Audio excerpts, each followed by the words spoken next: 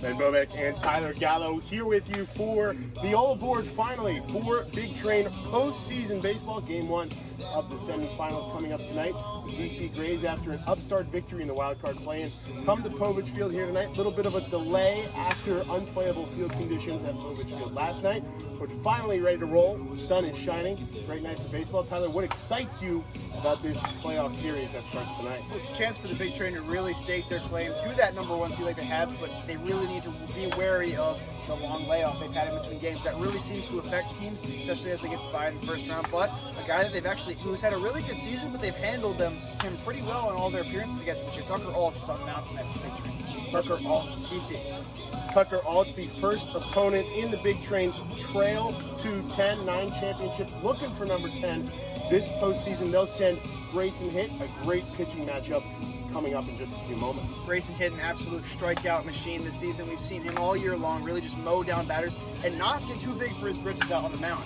He knows how good he is. He'll go out there and he'll just go to work. He really just shoves out there every time he's on the mound. Absolutely. And, you know, for DC, obviously, the 6th seed coming into the playoffs, but a big win over the 3 seed Gaithersburg the other night to get here to the semifinals. They had a big win on the final day of the regular season here at Povich Field last Wednesday in that doubleheader before a pretty exciting end to the second game. What have you seen from the Grays as they look to maybe put on a show here in the playoffs? They really play every team. They play tough, especially the Big Train this year. A lot of close games against them this season, and you know they've beaten the Big Train a couple times this year, and they really are going to look to do the same thing here. It's a 3-game series, maximum of 3 games, and if they take one, you know, all 3 games are here at Povich Field. Those Big Train do have a leg up on the competition. It's the biggest key to the Big Train and being successful in Game 1 as well as the next games to come in this playoff. I think just keep doing what they've been doing all year long, and that's just rolling. And that's really what they need to do in this game, is just not get too, I guess, embarrassed by the bright lights. It's not quite the glitz and glamour of a Major League Baseball postseason, but it's postseason nonetheless. So if they can really just continue to do well here, I think they'll be just fine. Absolutely. Well said, Tyler Gallo and Ben Povich. Like I said, we'll have the whole broadcast coming up for you in a little bit here on Big Train TV. For now, we'll say goodbye. But for now, that'll be all for us here on the Gregorio's Trattoria pregame show. Game 1 coming up in just a few moments here on Big Train TV. It's all aboard for postseason baseball.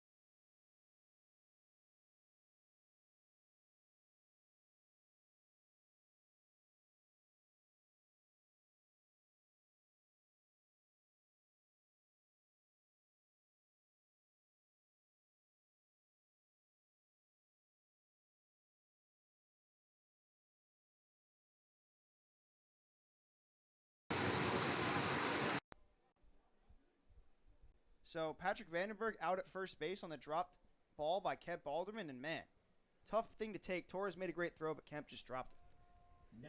It's going to go as an error probably on Kemp at first base.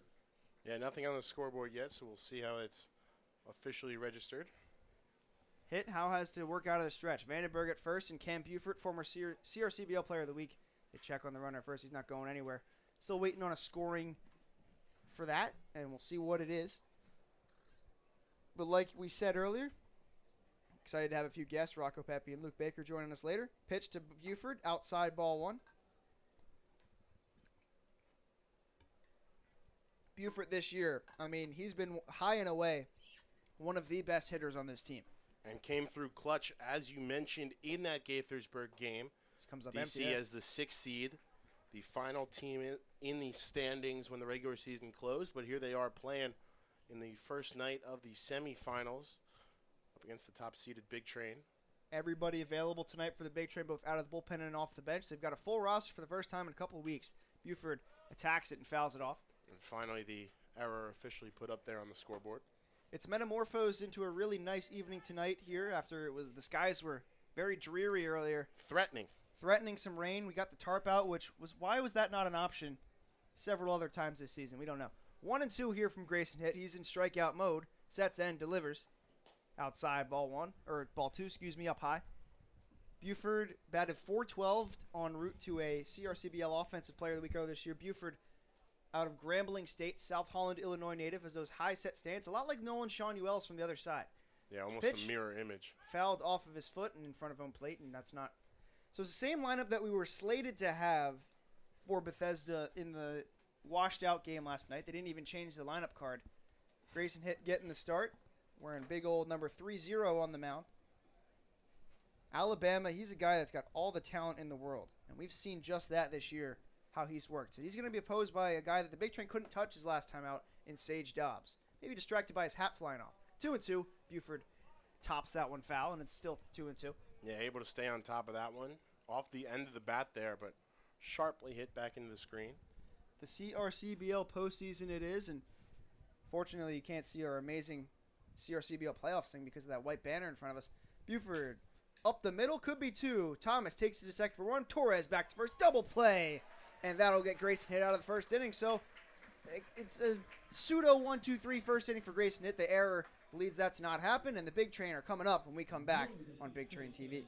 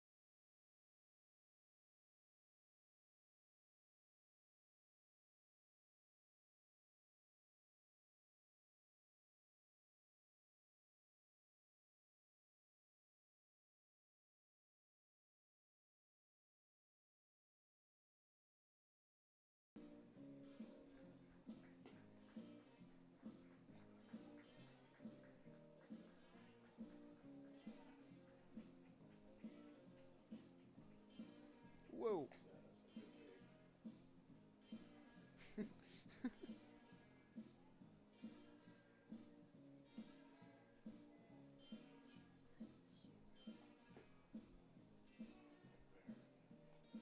Yep.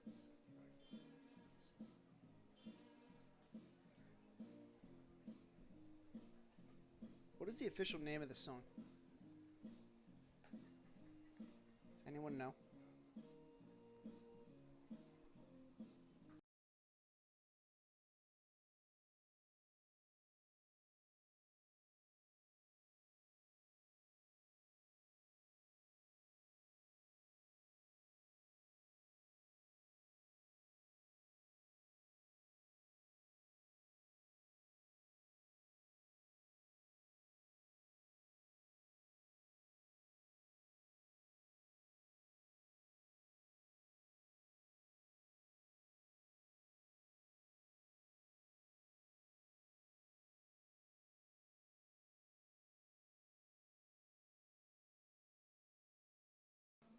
Back here on Big Train TV and the familiar sounds of Darius Foster leading off the game here for Bethesda as they take on Sage Dobbs, who we'll see how he keeps his hat on tonight, but he's a guy that lost his hat about 43 times.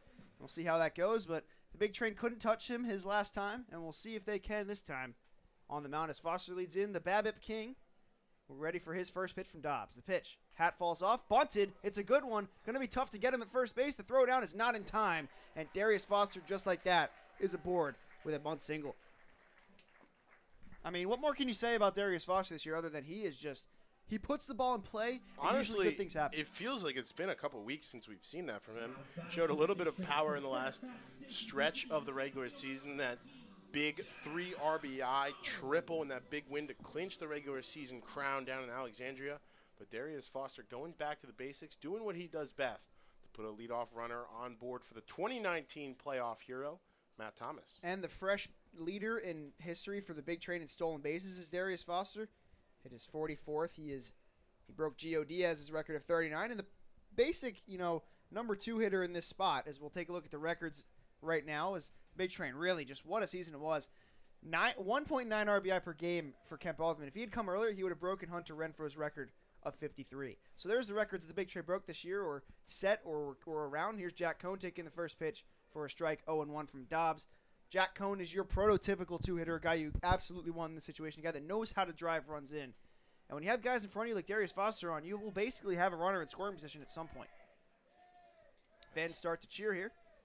As we saw, just an endless list of offensive accolades for this 2021 Big Train squad, just torching opposing pitchers at a historic clip. Just want to say hello to everyone that's tuned in tonight, whether you're from DC or from Big Train or family and friends. Thank you for tuning in tonight. We can't do this without you, without your support. Check on Foster at first base. He is safe. And they're really not throwing to Jack Cohn right now. Matt Thomas due up next. So the defense reads for DC. Freyer, Bandura, Shimileski in right field. Wacker, Buford, Vandenberg, Sprague in the infield. And then Benavila behind the dish and Sage Dobbs on the mound. Dobbs just really having fits with Darius Foster out there on first base. Take a look at Sage Dobbs' performance this season. He hasn't played too many games. I think he was a late arrival to this team and he's been knocked around a little bit. We'll see if he can change that here. Freshman out of Richmond. He's got that red and black glove. Spider Nation. Foster goes and all those throws over and he's going to be safe at second base. How about that? Darius Foster gets another steal and he is aboard and runners in scoring position now for Jack Cohn. Yeah, I mean, we were talking about it every time that Dobbs threw over to check on him over at first for a good reason, as he shows right there. Deadly on the base paths and extends his career mark atop the Big Train stolen base leaders board. CRCBL postseason. Postseason is where heroes are born, and we'll see who really entrenches themselves as a hero. Cohn squaring a bunt, pulls it back. 2-1. A lot of small ball for the Big Train this year. They're no strangers to that. Yeah, they'll beat you by 19, but they'll also lay down some good bunts and drive in runners on key outs. 2-1 here to Jack Cohn, William and Mary, guy we've had up here a couple of times, or just once, not a couple times. We'll have the only couple times would be Luke Baker, again pulling back to bunt. 3-1. Baker, just fascinating human being, incredible guy to talk to before and after games. That's one word for it. Fascinating. Guy that knows his worth though. That's the good thing about Luke is he knows how good he is and what he can do out there on the mound. 3-1 to Jack Cohn. Hitters count. Dobbs sets and delivers. Hat comes off, and Cohn hits one high in the air behind first base. Back goes Sprague lot. He calls the other guys off and makes the catch for out number 1. So a P3 for Jack Cohn, and Matt Thomas struts up to the plate. Another guy really who can deliver when it comes to runners on ahead of him, Matt Thomas. A distant second behind Kemp Alderman in the RBI totals this regular season. Distant is one way to put it. I would say he's not even in the same time zone as Kemp Alderman right now. But that's not necessarily a knock on Matt. No. More of just as we saw, incredible, torrid run batted in pace put up by Kemp Alderman. 1.9 RBIs per season, per game. Yeah, really checking on Foster at second, no one covering. I was going to say, Matt Thomas, though, has a claim that nobody else can say this year. He has homered in every ballpark the Big Train have gone to this year. There's your fun fact of the night. Except for the one game they played in Aberdeen. He was not a part of the All-Star game, although we do think he was. Well, so every game that he's played in, every stadium he's played in. The most impressive was probably the Oppo Grand Slam in DC. Sources indicate that he couldn't get off his internship for that game. Very well should have been 0-1 here to Matt Thomas. Comes up for that home run cut, but swings and misses 0-2. We've seen him go all over the place this year. Sprays the ball pretty much everywhere. And Matt Thomas, man, I mean, that opposite field Grand Slam in DC, we got that baseball. It is ours. But it was impressive. And speaking of fun facts, if you want to take a guess at how many doubles the Big Train hit tonight, tweet your answer to @GoBigTrain before the bottom of the second inning for a chance to win a Gregorio's Trattoria gift card. The 0-2. There goes the hat, and there goes Matt Thomas. Strike 3, and there's 2 down. So Grant Knipp comes up to the plate, who's just been a man on fire lately. I mean, he is seeing the ball like it's a beach ball right now. Yeah, the last 2 weeks of this regular season has really just been remarkable to watch Grant Knipp find the power stroke, find his just ability to see the ball. It was really just remarkable to watch his offensive turnaround, and when he got hot, he was absolutely deadly and has earned his spot in the heart of the order here for the playoffs. Dobbs steps off, and so everyone viewing right now, if you see that tree that's right next to the light post to the left, he hit it about 3/4 of the way up that tree for his walk-off witching run home run to cement a 14-1 victory. Here's the first pitch to him, just high, ball 1. And we're beating a dead horse here a little bit, but I mean, come on, Sage Dobbs, get yourself a smaller hat. Yeah, it's just distracting. And also, I mean, Grant Knipp homered off of Shlomo Lipitz of Team Israel, which, Ben, I have heard you've bought Shlomo Lipitz's bobblehead. So there goes the hat, and Knipp attacks and sends it way up there to center field. Back goes Bandora on the warning track at the wall. It's off the top of the fence. In play. Foster in to score. Knipp's trucking for third. He's going to go in there. The throw is short-armed, and he's in there with a triple. Grant Knipp, again, an extra base hit, and he continues to tear the cover off the ball. He hit that one about all the way you could to center field, and the Big Train have an early 1-0 lead. The absolute deepest part of this ballpark for a 2-out RBI triple and a well-earned run to start off the 2021 CRCBL postseason here for the Big Train offense. So Foster read it well and got in to score easily. He would have scored even if it wasn't, with Baby Shark coming on, who's up to the plate. Kemp Alderman, a guy who had a walk-off grand slam against this very team to cement the end of the regular season. Here's the first pitch to him, 0-1. Opposite field grand slam. Ben fell out of his chair. It was great. It really was. Ended the regular season at Povich in style. First time we've seen him go Oppo, and it was a very timely taco at that. Speaking of Luke Baker, he showed me a video of Kemp going Oppo against LSU, I think it was. And it was just like that home run. By the way, Grant Knipp's team-leading second triple of the season to add to his 4 home runs. It's going to be a good day when Grant Knipp gets to third. Here's the 1-1 at Alderman. Ripped into the gap. That's going to split it and go all the way to the wall. Knipp trots in easily. Alderman churning for second. He's going to arrive in there safely with a stand-up RBI double. And keep on keeping on. Kemp Alderman continues to lace the ball. And that indeed was a Mississippi missile to right center field. And that's 5 straight RBIs to the opposite field against DC for Kemp Alderman. And Dobbs just has to pick up his hat and try to move on here with a runner again in scoring position and now down by 2. And, a guy that loves with those runners in scoring position, Nolan Shanuel. I mean, this is a stretch of the Big Train order that Murderer's Row-esque from Thomas all the way down to Shanuel. You just can't have runners on in front of them because they will find a way to deliver time and time again, as we've seen.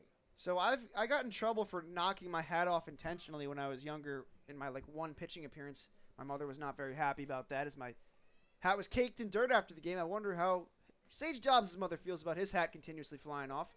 As that is a strike there. It's 1-1. And Shanuel only hitting .333 on the season. Only .333, of course, in 75 at-bats. But how about this? 4th on the team with 24 runs batted in, a chance to make it an even quarter century here. Alderman at second. Dobbs looks back at him, sets and delivers. Fouls it off, and off comes the hat. Well, might have to ask him about that after this game. Yeah, It's a good question to ask. Why is your hat too big for you? Like, his hair isn't that short. It's not like And it's not like a Jolly Hendricks on. And that was something I was worried about. I didn't want to mention it when Grant came up to the bat, but he just got a really short haircut. Yeah. He took it all off, and you don't want to necessarily mess up the mojo, but he looked like he was able to keep it going, obviously, with an RBI triple and now a run scored. Hit that ball to the deepest part of the ballpark to dead center field. Ooh. Quick hands there by DC dugout, knocking it down. Nearly a home run over the batter's eye, which is. And it was about 3/4 of the way up there. Bandura tracked it really well. Yeah. I mean, as well as you can there, but played it well off the wall. You don't know where it's going to bounce. Well, that's able to pick it up quickly, but as you said, all the way out there at the very back of the center field here at Povich Field. That's a region of no chance. Yeah, it's a region of the ballpark that's so rarely visited. Rob Poller hit one near there. He probably could have cleared that spot as Shanuel takes it outside 2-2. He ought to just leave his hat on the ground. Maybe just go softball style. Don't wear a hat. Or shed the bucket like Craig McTavish in the NHL. It's the last guy. The softball. Just don't wear the hat. You can choose to or to not wear the visor in softball. Robert Morris softball made the Horizon League tournament this year. One of the more bright spots during Army sports this year. Shanuel sends it deep to right field. That is way back, and forget it. That is way out of here. Goodbye. Whoa, Nolan Shanuel clears the deck, and it's a 4-0 ball game here as the big train are tattooing Sage Dobbs in the first inning.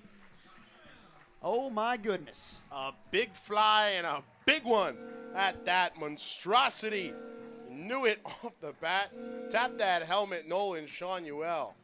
And RBIs number 25 and 26 this year. His first, obviously, of the postseason. And now the big train jumping all over Sage Dobbs early. I don't think that that layoff really affected them too much. But picking up right where they left off. Shanuel sends that one into the woods. And he is like a logger. Yeah, obviously complimenting Kemp on his ability to go opposite field with his last couple big hits. Doyle takes one up and inside. Trevor Doyle, a guy that we're very surprised he did not go yard during the regular season. Yeah, you asked me the other night, or I guess last night when we were preparing for what would turn out to be no game, but, who I thought that would homer in the playoffs that hadn't homered during the year. Looking for it there was Trevor Doyle, the Vegas native. Had some pop this year at Sacramento State. That's for sure. But, yeah, no, I wouldn't be surprised if he decides to put in a timely first of the season the next few days.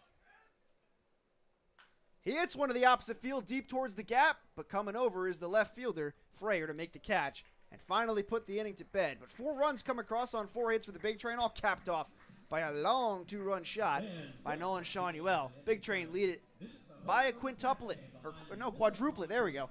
As we head to the break here on Big Train TV.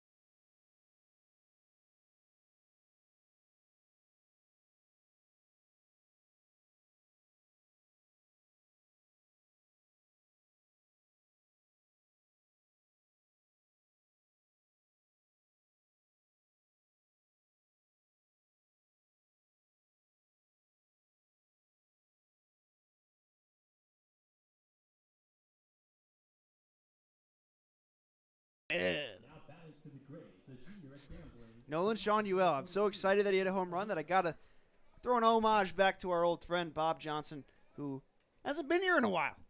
Busy working down at the Soccerplex, some lacrosse league. Leading off Getting here the is golden pipes of Bob Johnson. Benavila after Trevor Doyle ended the last inning. Big Train tacked on 4 runs on 4 hits, no errors, and nobody left on base. It was a good start to the game for them. They'll look to keep that rolling.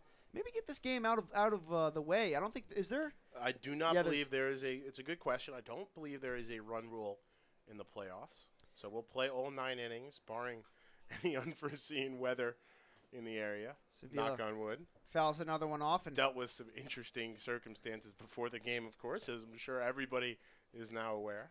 Shanuel, that might be bidding for one of the longest home runs of the year. Avila bounces one to third. Shanuel takes it himself and fires to first in time.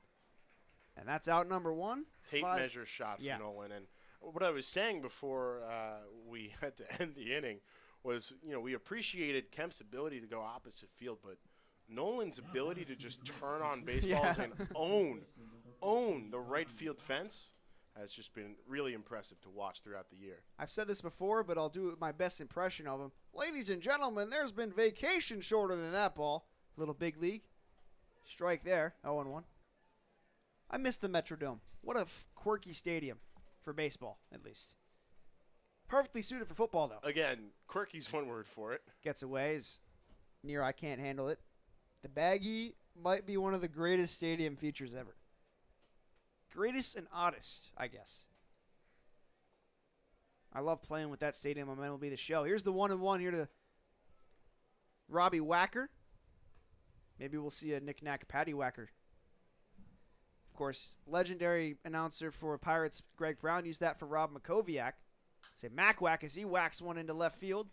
Under it is Foster. And he makes the catch. There's out number 2. 2 quick outs for Hit, who exactly the response you want after the Big Train put up 4 in the first inning. There's 2 down for Jared Sprague-Lott. Towering fly ball off that whack by Robbie. Foster had a long time to settle under that one. And able to find it for, like you said, very quick out number 2 here. There's quite a bit of hang time on that ball. Pretty good punt. Giving the coverage team plenty of time to get downfield. Oh, absolutely. Absolutely. Is Jared Sprague-Lott, a guy that was in the lead, early on in terms of on-base percentage that's bounced to short but off of his foot, I believe.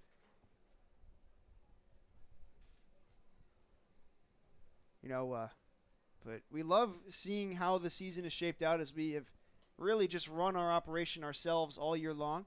We've lost our producer in Aaron Adams to California. Producer is a light way to put it, I guess, a lewd term. 0-2, though, to Jared Sprague-Lott. Hit. Has those devil eyes. The pitch. Breaking ball hit to right field. On comes Doyle. A long run, and he will trot over and make the catch to retire the side. So another 1-2-3 inning for Grayson Hitt as he puts up 2 scoreless. Big Train coming back up. Bottom of the order, 2 up when we're back on Big Train TV. First, a word from our sponsors at the Dandy Walker Alliance. 1 in 10,000 children are born with a brain malformation known as Dandy Walker syndrome. Dandy Walker can cause enlargement of the skull, lack of muscle control, and other developmental challenges. More research is needed, but we do know that early therapy helps many live healthier, fuller lives. 1 in 10,000 may not seem like a lot unless your child is the one.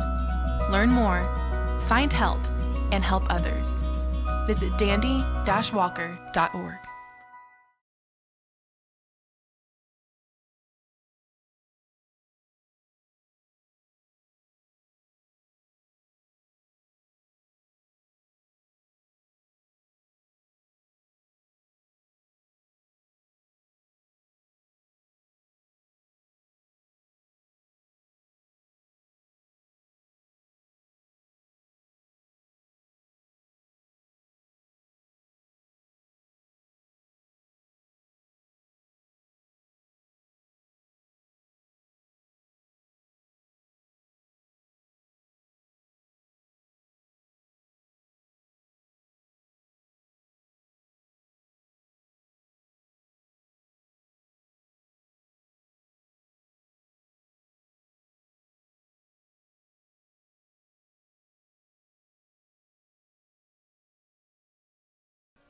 Keith Torres, the Flying Hawaiian, leads off here.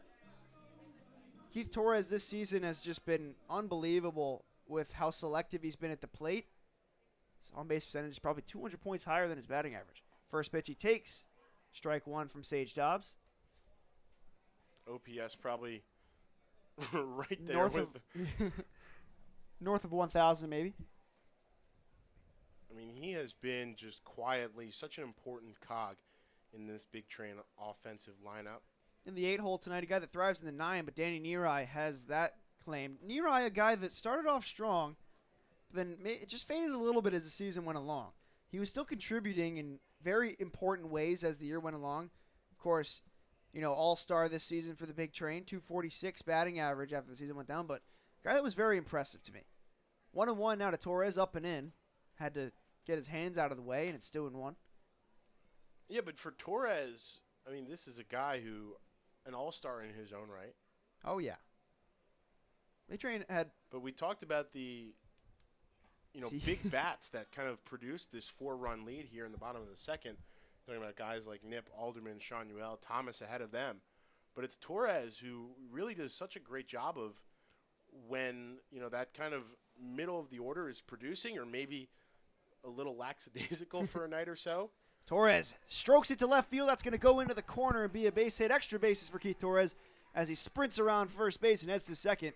And will trot in. On cue. He's a guy who can just absolutely lace it. And very efficient at the plate. He knows what he's looking for, and he's able to find it and just smoke it down the line for a double, just like that. Bring him out, Danny Nerai comes up to the plate, trying to bring him out and bring him in. This is up to the plate, and as I was going to say, this is a lineup where there's really no escape. Big Train hit for the cycle in the first inning. Yeah. 2-run shot. Maybe they'll get a home run cycle tonight. So, once again, Big Train have a runner in scoring position. Torres doing a little jig off of second base there as he gets back. And another guy who can be very efficient on the base paths. Watch out, Sage Dobbs. We know you've been paying attention to everybody tonight. First pitch to Nerai, taken for a strike, 0-1. Nerai has not homered since his first game of the season. Also, happy birthday to Keith Torres. That's a birthday double for you right there. Checking in with some fireworks. I wonder if he celebrated with a kifa. 0-1. Way outside, and good job by Avila to not let that go to the backstop. We've seen some good defense from him this year in the games these two squads have played. Not quite as good as Danny Nerai, though. Nerai at the plate, his battery mate behind the dish. I'd say probably third or fourth best defensive catcher we've seen. Matt Stone from Alexandria. Oh, yeah. 1-1 to Nerai. Comes up empty, swing and miss. 1-2. The Aces, of course, in action. No, they got rained out. I'm just saying, they did get rained out tonight. Yeah, Silver Spring got the brunt of the storm, which was narrowly affecting avoided. us. So happy and narrowly avoided Povich Field. Aces with a one-game advantage in the other semifinal, 4-1 over the T-Bolts yesterday, down in Alexandria. This ball gets away from Ben Avila, can't block that one, and Torres is down at third. Now, really, anything will score Keith Torres, if you think about it. Pass ball. Yep. Perfect chance for a sacrifice fly here for Danny Nerai. See if he comes home on a grounder, too. 2-2 from Sage Dobbs. Fair gap as well up the right side of the infield between the second baseman and the first baseman. Sprague Lott playing pretty close to the line despite not having anybody to hold on. And Vandenberg, the second baseman, definitely cheating a little bit towards second base. Pretty much standard alignment even against the pull lefty Danny Nerai. Not the first time we've seen some dirty laundry this year. Full count offering to Nerai. Hits one high into center field. Going in on it is the center fielder, Bandora, and he makes the catch, trotting home for hoping to score his Torres. The throw is on line. He's safe. And a sacrifice fly, and Ben Avila is arguing with the home plate umpire. But Keith Torres safe at home. Sacrifice fly for Danny Nerai. And the Big Train extend their lead to 5. Yeah, really great play all around. Nerai did his job, got it up in the air, a chance to bring Torres in. And Torres with a fantastic slide, a really good throw in from Bandora, who nearly collided with Kyle Chmielewski out there in right field, but able to field the out and then fire home a two-hopper to Ben Avila, who just couldn't get the swipe tag down on time. Close play, but Torres able to slide right under Ben Avila's mitt for run number 5. And really just on cue, trotted home with the speed, but livid on that play was the catcher, Ben Avila. And Torres, he had a chance to practice that exact play yesterday during the rain out. Slip and slide conditions in prime effect at Povich last night as the players were waiting for the official word. Darius Foster takes it outside. Yeah, that was hilarious. Foster trying to make one levitate, in the wise words of Ben Bobek. Gotta let it come naturally. Well, I gotta use it when I gotta give you credit where credit's due. Thank you. 2-0 to Foster, who laid down a bunt single his last time up. Lays one down the first base line and foul. Yeah, one out here, just looking to do what he does best and get on base, bring the rest of the top of the order up. As I was saying, though, the best case of dirty laundry I've seen all year was Everett Catlett, who lost his glove and a ball up the middle against Israel. Lost his glove, nearly shedded the hat. He's got undressed on the mound. As Foster takes another one, 3-1. Not the craziest thing we've heard from Everett Catlett this year, though. No, not by a long shot. Catlett, of course, came up here with Luke Baker his last time up here. We'll see Luke next inning. Supposedly. He trots in from the bullpen. Then we'll see Rocco Pepe later on. Never know what you're going to get with those two. 3-1, Foster. Outside, ball 4. He's aboard once again, and we'll see if he's in motion as he does the walk of life to first base. 2 plate appearances. 2 times on base for Darius Foster.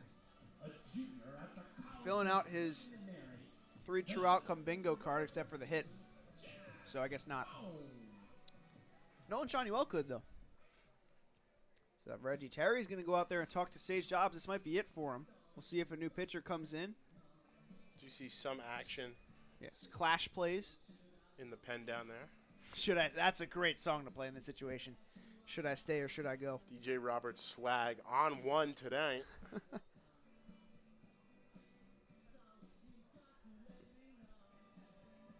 Keith Torres with an impressive .525 on base percentage this year.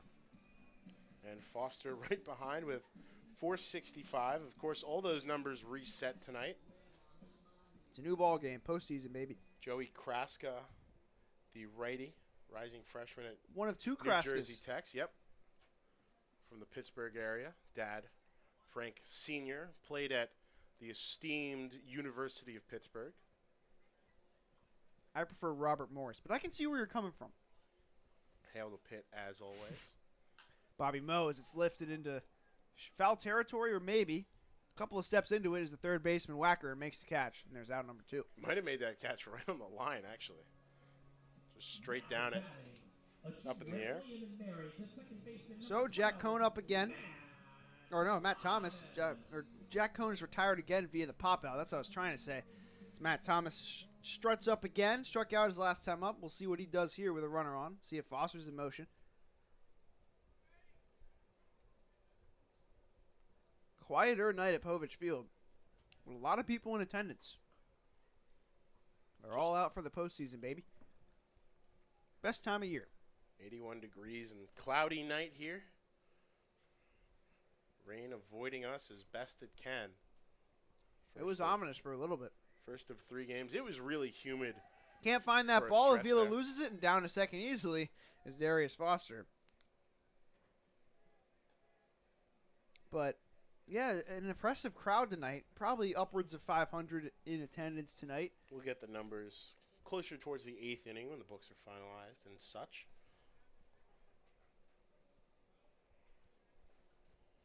Nothing will top that Israel game, though. We've heard very great things historically about the Big Train playoff atmosphere, especially as we get into the later part of this week. Seen the bounces, so does the hat. 2-1. Seen the upcoming playoff schedule. Yeah. Winner of that Alexandria Silver Spring Tacoma series, of course, just trying to stay on the same pace as this one. Rain out here last night. They were able to play. Were able to play here tonight. They're rained out. One Back and one. forth, the two teams go. Thomas takes low, ball 2. And yeah, wouldn't it be great if we don't have to travel that far and Silver Spring wins? But no, I love Alexandria. Alexandria's not that far. No, it really isn't. And we've been accommodated pretty well there, but luckily, or not unluckily, they now have broadcasters for the postseason, so We'll see what it ends up looking like. we'll be sitting on the flagpole in center field. Yeah, maybe just get like a helicopter and hover over the game. Oh, the that would whole be time. sick. That would be phenomenal. Bring an extra set of binoculars. Maybe some more high-powered one, though. Maybe we'll sit on those trees that really engulf the left field fence. There goes Foster. There goes the hat. There goes the throw. Whoa! Way into left field and down the line, and Foster can just walk home. Just a bit high. As we were just raving about Avila's defense, kind of rocketed that throw into left field, and the Big Train extend their lead to 6-0. Born to run is Darius Foster. And born to come home there on the throwing error by the catcher. Probably a stolen base and then scoring on the error by my book. So collects 2 stolen bases tonight, Impressive. I believe. Continues to just New run scorer tonight, amok. so we'll see how that's registered. Full count now. And was that a wild pitch or a pass ball that he advanced to second on? Very eventful That's a trip around pass the ball base. because he could not find it. It wasn't that far away from him, but he could not find that. Very eventful. Full count, nobody on. Thomas 360 feet there for Darius Foster. probably set to swing, and he does, and fouls it out in foul territory. Whoa! That throw was not even close to Robbie Wacker at third base. Got to watch the release point on that one. Once again, Tyler Gallo and Ben Bobek here with you. I don't know if 6'7" Everett Catlett standing at third base could have snagged that. So 2 runs home here in the bottom of the second. Thomas, high fly ball, way into foul territory, now to play. Still, again, they'll do it one more time. Thomas just making him work here.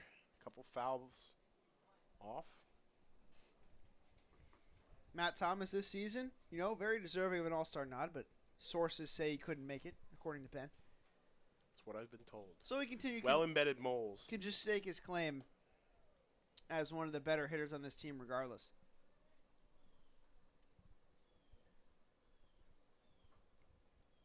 Payoff pitch again. Dobbs the long hold and calling time as Matt Thomas. Everybody tonight, I believe, got a free Brewster's ice cream card. I got one at least. Yeah, maybe everybody up here in the booth. Everybody up here in the booth got one. I'm enjoying mine right now. Full count goes to the walk. And Thomas is aboard for the and now here comes Grant Knipp. Yeah, we'll see what he does in his encore presentation after that RBI triple. First time to the plate. And Big Train batters, especially in this frame, doing a good job of, like we said for Thomas, just working the count, trying to see pitches. And now if they can make Sage Dobbs pay for the second walk of this inning, be almost as productive as Foster getting to the plate. Turned on that one, but fouled it back into the screen. He's turned missing the barrel there. He's turned around a couple of baseballs this year. There's no doubt about that one. Really impressive stuff he's putting together at the plate. But 0-1 anyway to Grant Knipp. Quietly one of the better hitters on this team this year. An all-star himself as he sends one way in the air. Whoa, into left field. There's Frayer.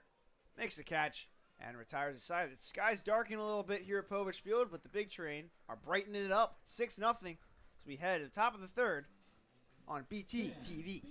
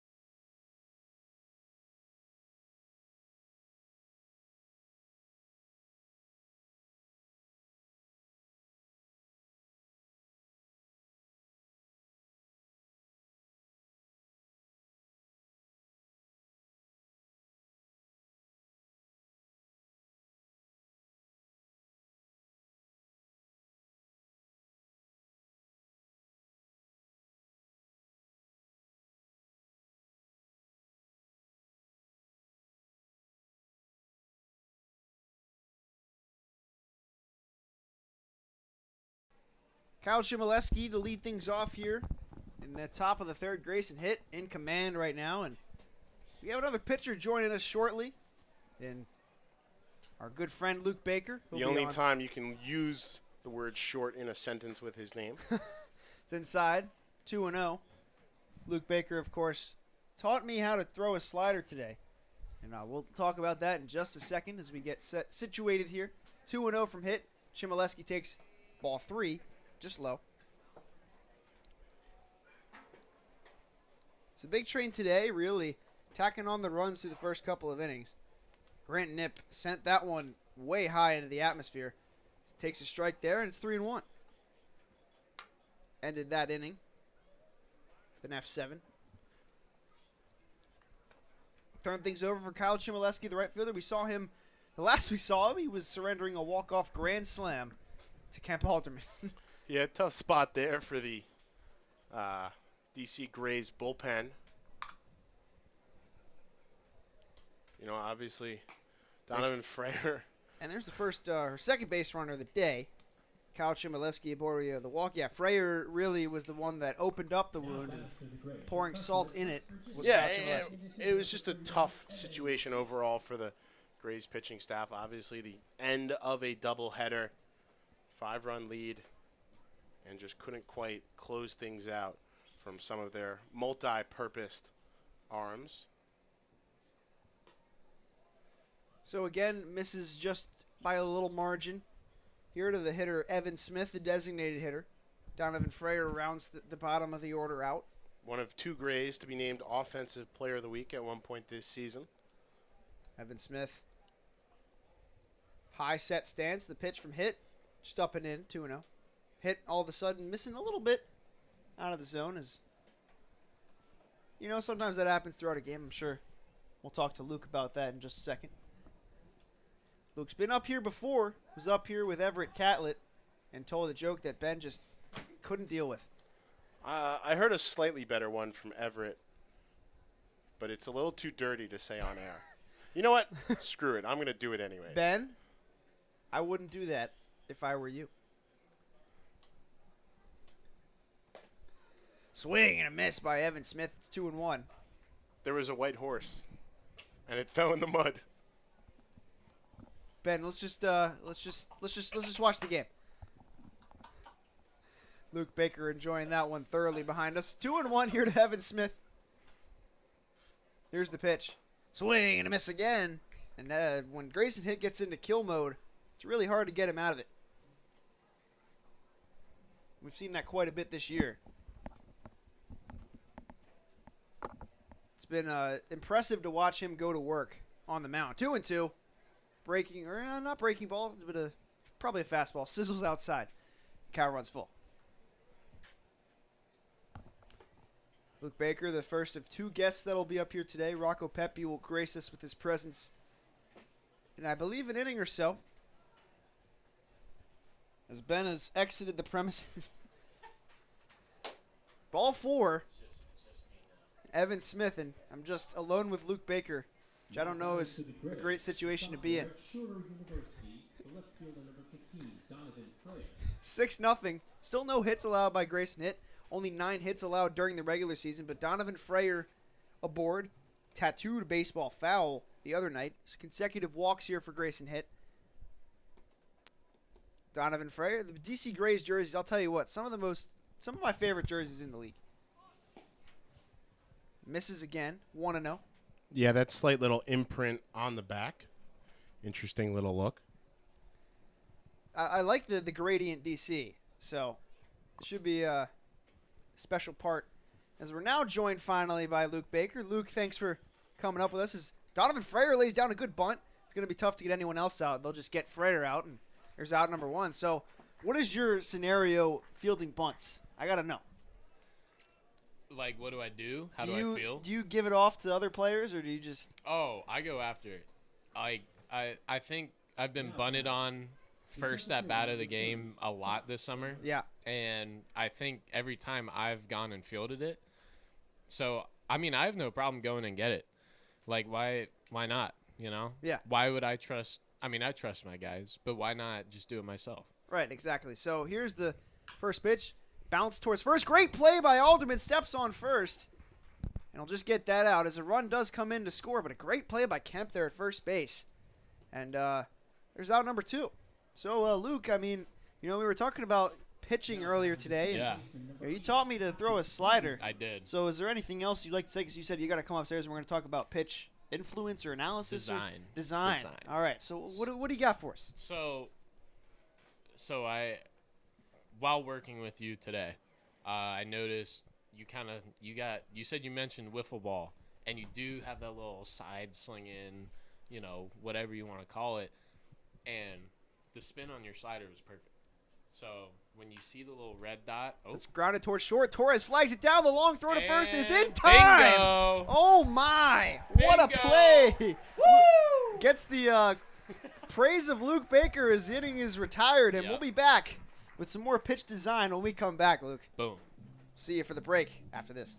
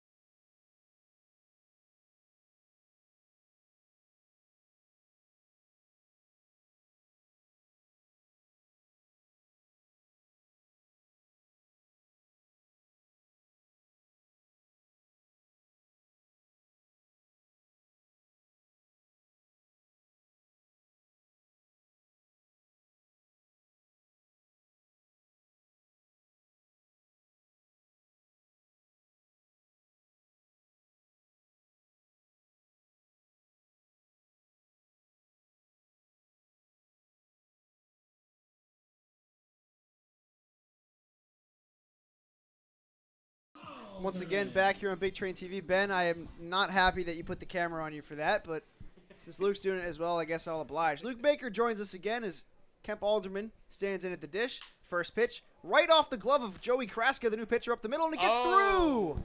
And Kemp is aboard. Well, that's a way to lead things off, and, that was ugly. New and innovative ways for Kemp to reach base every time. He does it all. He does. He truly does. I've seen him do a lot of things in the past year. Man, have I told you the story of when he hit a home run off me? He has one hit against me. Really? I got to know. Okay, so it was spring inter-squads, and it's 30 degrees outside. There's flurries coming down. And so it's basically beautiful day in Oxford. So bad. I didn't like it. I'm the Florida guy, I don't like the snow. Right. And so it's a bad day for the hitters because metal bats and I mean wood bats as well. Like they don't have the same amount of pop. Shawnee Well grounds it through the hole for a base hit. Alderman is going to think about going to third, and he will as he chucks around second base. The throw is a good one, but offline. And so you can continue your story here, Luke. Bingo. But yeah, hitters hate the cold weather because it hurts their hands. Bats aren't good. Kemp gets up there, and to be honest with you, I was just hoping that I was going to throw a strike because it was just – I've never pitched in anything colder than like 50 degrees. Right. And I'm up there. Kemp's the first hitter of the inning.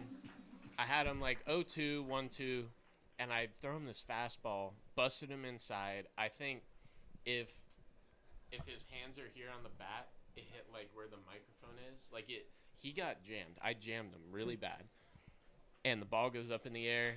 And So that's up in the air to deep right field, but back on it is the right fielder Chmielewski and trotting home on a sacrifice fly is Kemp. You'll get back to your story again as you're rudely interrupted. And so Kemp takes a swing, gets jammed. I see the ball in the air, and so I'm like, sweet, got Kemp out like usual because I owned him for a while. I'll be honest, I owned him. And, humble brag. And he, our left fielder is, I'm looking at him, and he's just running to the fence. And I'm like, man, what are you doing? And then I look up, and I see the ball, and then I look down. Left fielder's at the fence. The ball goes over the bullpen into the stands beyond the bullpen. Oh, man. And I was like, wow, I can't believe that just happened to me. I mean, you talked about it doesn't really carry off the – thanks for that. It doesn't really carry as much in the cold weather either. It's just dead off the bat. That's got to hurt the hands too. That's just called country right there. Yeah. All right. So we'll get to your pitch design here. Yeah. So with the slider, you did teach me the sliders. It's up high to Keith Torres 2-0, and so we'll go over a little bit what's going on. So, really, the slider is a great pitch for a lot of reasons. Here, would you mind displaying? Sure. So I taught him a grip earlier. Yep. So the key to the slider, you throw it hard. One of the best pieces of advice I ever got from a coach was throw your off speed harder than your fastball. As the pitch is high and outside, ball forward to Keith Torres, he will take first base. There we go. Luke Baker. I could do this. No offense, but like I could come up here and just do it with you guys. I mean, we had Jesse do it earlier on in the year. Man, so I forgot about Jesse. Don't worry. Don't Okay. worry. Don't Yeah, worry. Jesse, first of all, Jesse, awesome guy. Second of all, I think I'm making his vlog when he makes it. I'm excited for that. I'm kind of excited because he was actually Jesse Barron Films, Hope he's 300,000 tuned in. You never subscribers. He might be watching. Maybe. Jesse, drop us a line if you want. Jesse, holler at your boy if you're here right now. What were we? We're talking about the slide. You're talking about the advice you got. Oh yeah, just throw it hard. I mean, the best one you threw today was the one that you probably just ripped. Yeah. And that's why I tell people, just rip it, man. Like, just rip it. And the best ones I throw in the game, like the ones I threw a couple of days ago, the guy's swinging it, but those, like, I threw those so hard, and it just, the action is later on it, which is what makes it more deceptive. Yeah. That's the biggest thing to pitching is, like, it's not necessarily how much movement, but how late can you get the movement on it. Okay. Because they got to make their decision when the ball's, like, just before halfway home. Exactly. So if it moves after that, like it is humanly impossible to correct it. Right. Like they can't change it. Which is why you see them swing at pitches in the dirt and whatnot. Understandable. I probably wouldn't touch a ball if I went out there right now. We saw what Everett did. I'm better. Maybe. Who do you think has the best batting ability of the POs? Okay. Let me think about. Brock was a switch hitter when he was here. Brock apparently was a switch hitter. So Brock, first of all, 5th-year pop. That's a real thing because I've seen it. If I were to go with the best hitter, I haven't seen any of these guys swing. Except for Everett.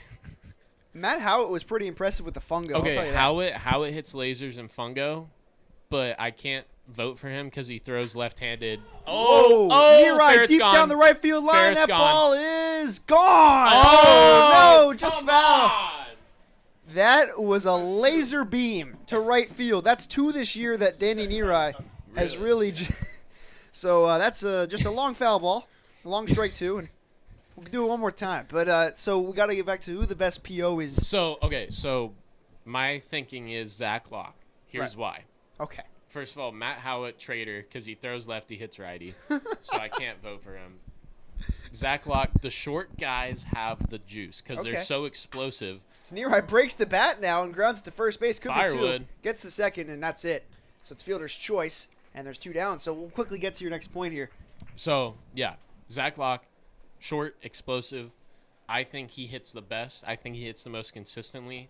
If once I see everybody swing, though, answer might change. I like myself in like 4th overall. Okay. All right. But yeah, I mean, and I was going to speak on, the slider. Not only were you impressed, but Trevor Doyle had wide eyes too. He was out there. He was like, whoa. Yes. So, I mean, I didn't know I had that in my arsenal, but. I think you might need to start pursuing a career in baseball. Well, if hockey doesn't work out for me, I will. Yeah. Foster fouls it off. It probably won't work out for me, seeing as I'm a senior in college and still playing D3 club. But To each their own. 7-1 here at Povich Field is a pretty good pitching performance from Grayson Hitt. I mean, we talked a little bit about him before, but I mean, what have you seen from him this year? Just watching him go to work. I see trees of green. I see a lot of good things. His fastball is very good. Explosive, a lot of life, has the off speed. When he's in the zone, like, he's untouchable. I've played catch with him a few times, seen his stuff move, all of that. He's wicked, and his advantage is a lot of his pitches. He's really good at tunneling the pitches. It's all coming out of the same spot, and when you're able to do that, it's really good. And It's what you were talking about with the break halfway to the plate. Yeah, Right? yeah. Much harder Like to his know what's stuff, coming his until stuff it is comes good in. because he throws it hard with late movement. So Joey Kraska's got a 1-2, and it's been impressive to watch him go to work this year. 1-2 to Foster, taken outside. So, not only did I learn how to throw a slider this year, I also ripped a fungo exactly where I was supposed to. Really? I was battling Howitt in the fungos and Dr. Christie. It's because he's a traitor. Yeah, and we were going for the BCC baseball in the lower left-hand corner of the scoreboard. Yep. And on my second hit, bam, right off the ball. It's crazy. So, in this situation, with Foster up as he fouls it off here, when a guy is putting up a good at-bat against you, I guess, how do you adjust, especially when you're throwing the kitchen sink at him? I get so mad. I'll be honest. I get really mad. I hate it. The guys who can just stay alive, those guys are annoying, and it's a good thing for the hitters because every pitcher would be lying to you if they said they were like, oh, it doesn't bother me. It definitely bothers them. Oh! Foster deep to right field. Back on the warning track at the wall. It is Oh! There's his first of the year. Darius Foster goes yard in the big train. Extend their lead. And Luke Baker is having a good time. What a shot. Darius Foster has been hitting the ball well the last couple of weeks, and he finally finds that first one of the year, and Two-strike approach is a 3-run shot for Darius Foster.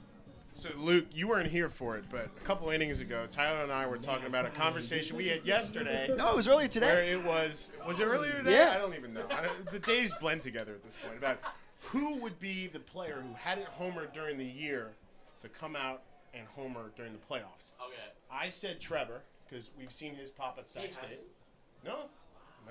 He said Keith Torres, just because he's been driving the ball. But here is Darius Foster, proving us all wrong. And Cohn rips one up the middle, a tough hop, and fielded at second base by Vandenberg and gets the out. But Luke, really appreciate you coming up here once again. Always a pleasure. And maybe it won't be the last time you're up here, but you still have that pitching job to do. Yep. So we'll hopefully see you on the mound soon. And once again, thanks again for coming up here, man. Absolutely. Thank you guys for having me. Of course. We'll see you next for the next inning on Big Train TV.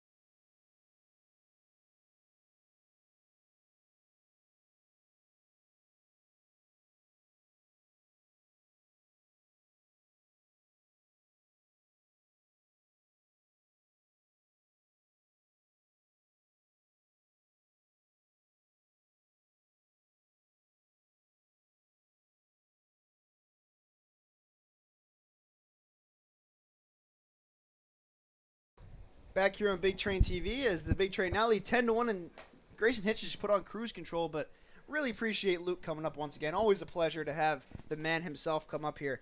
And man, Darius Foster. And so many different insights that time around, too. Really, we got into just a dichotomy of a pitcher right there. We got into everything. We got into the fun stuff. We got into the cool stuff. Always interesting to me to learn about the grips and kind of the different approaches into throwing those different pitches, and talking about Grayson Hitt's tunneling and everything. And then he just got to lose his mind on the big fly by Darius Foster. Nearly two as well, because Danny Neareye sent one into orbit, but it was just foul. So Luke was due. I think, is that the first time we've had a homer with a player up here? So when I was up here with Trevor, Cam Buford did a home run, who's up now consequently as he grounds one to third. Shawnee Well fires first in time.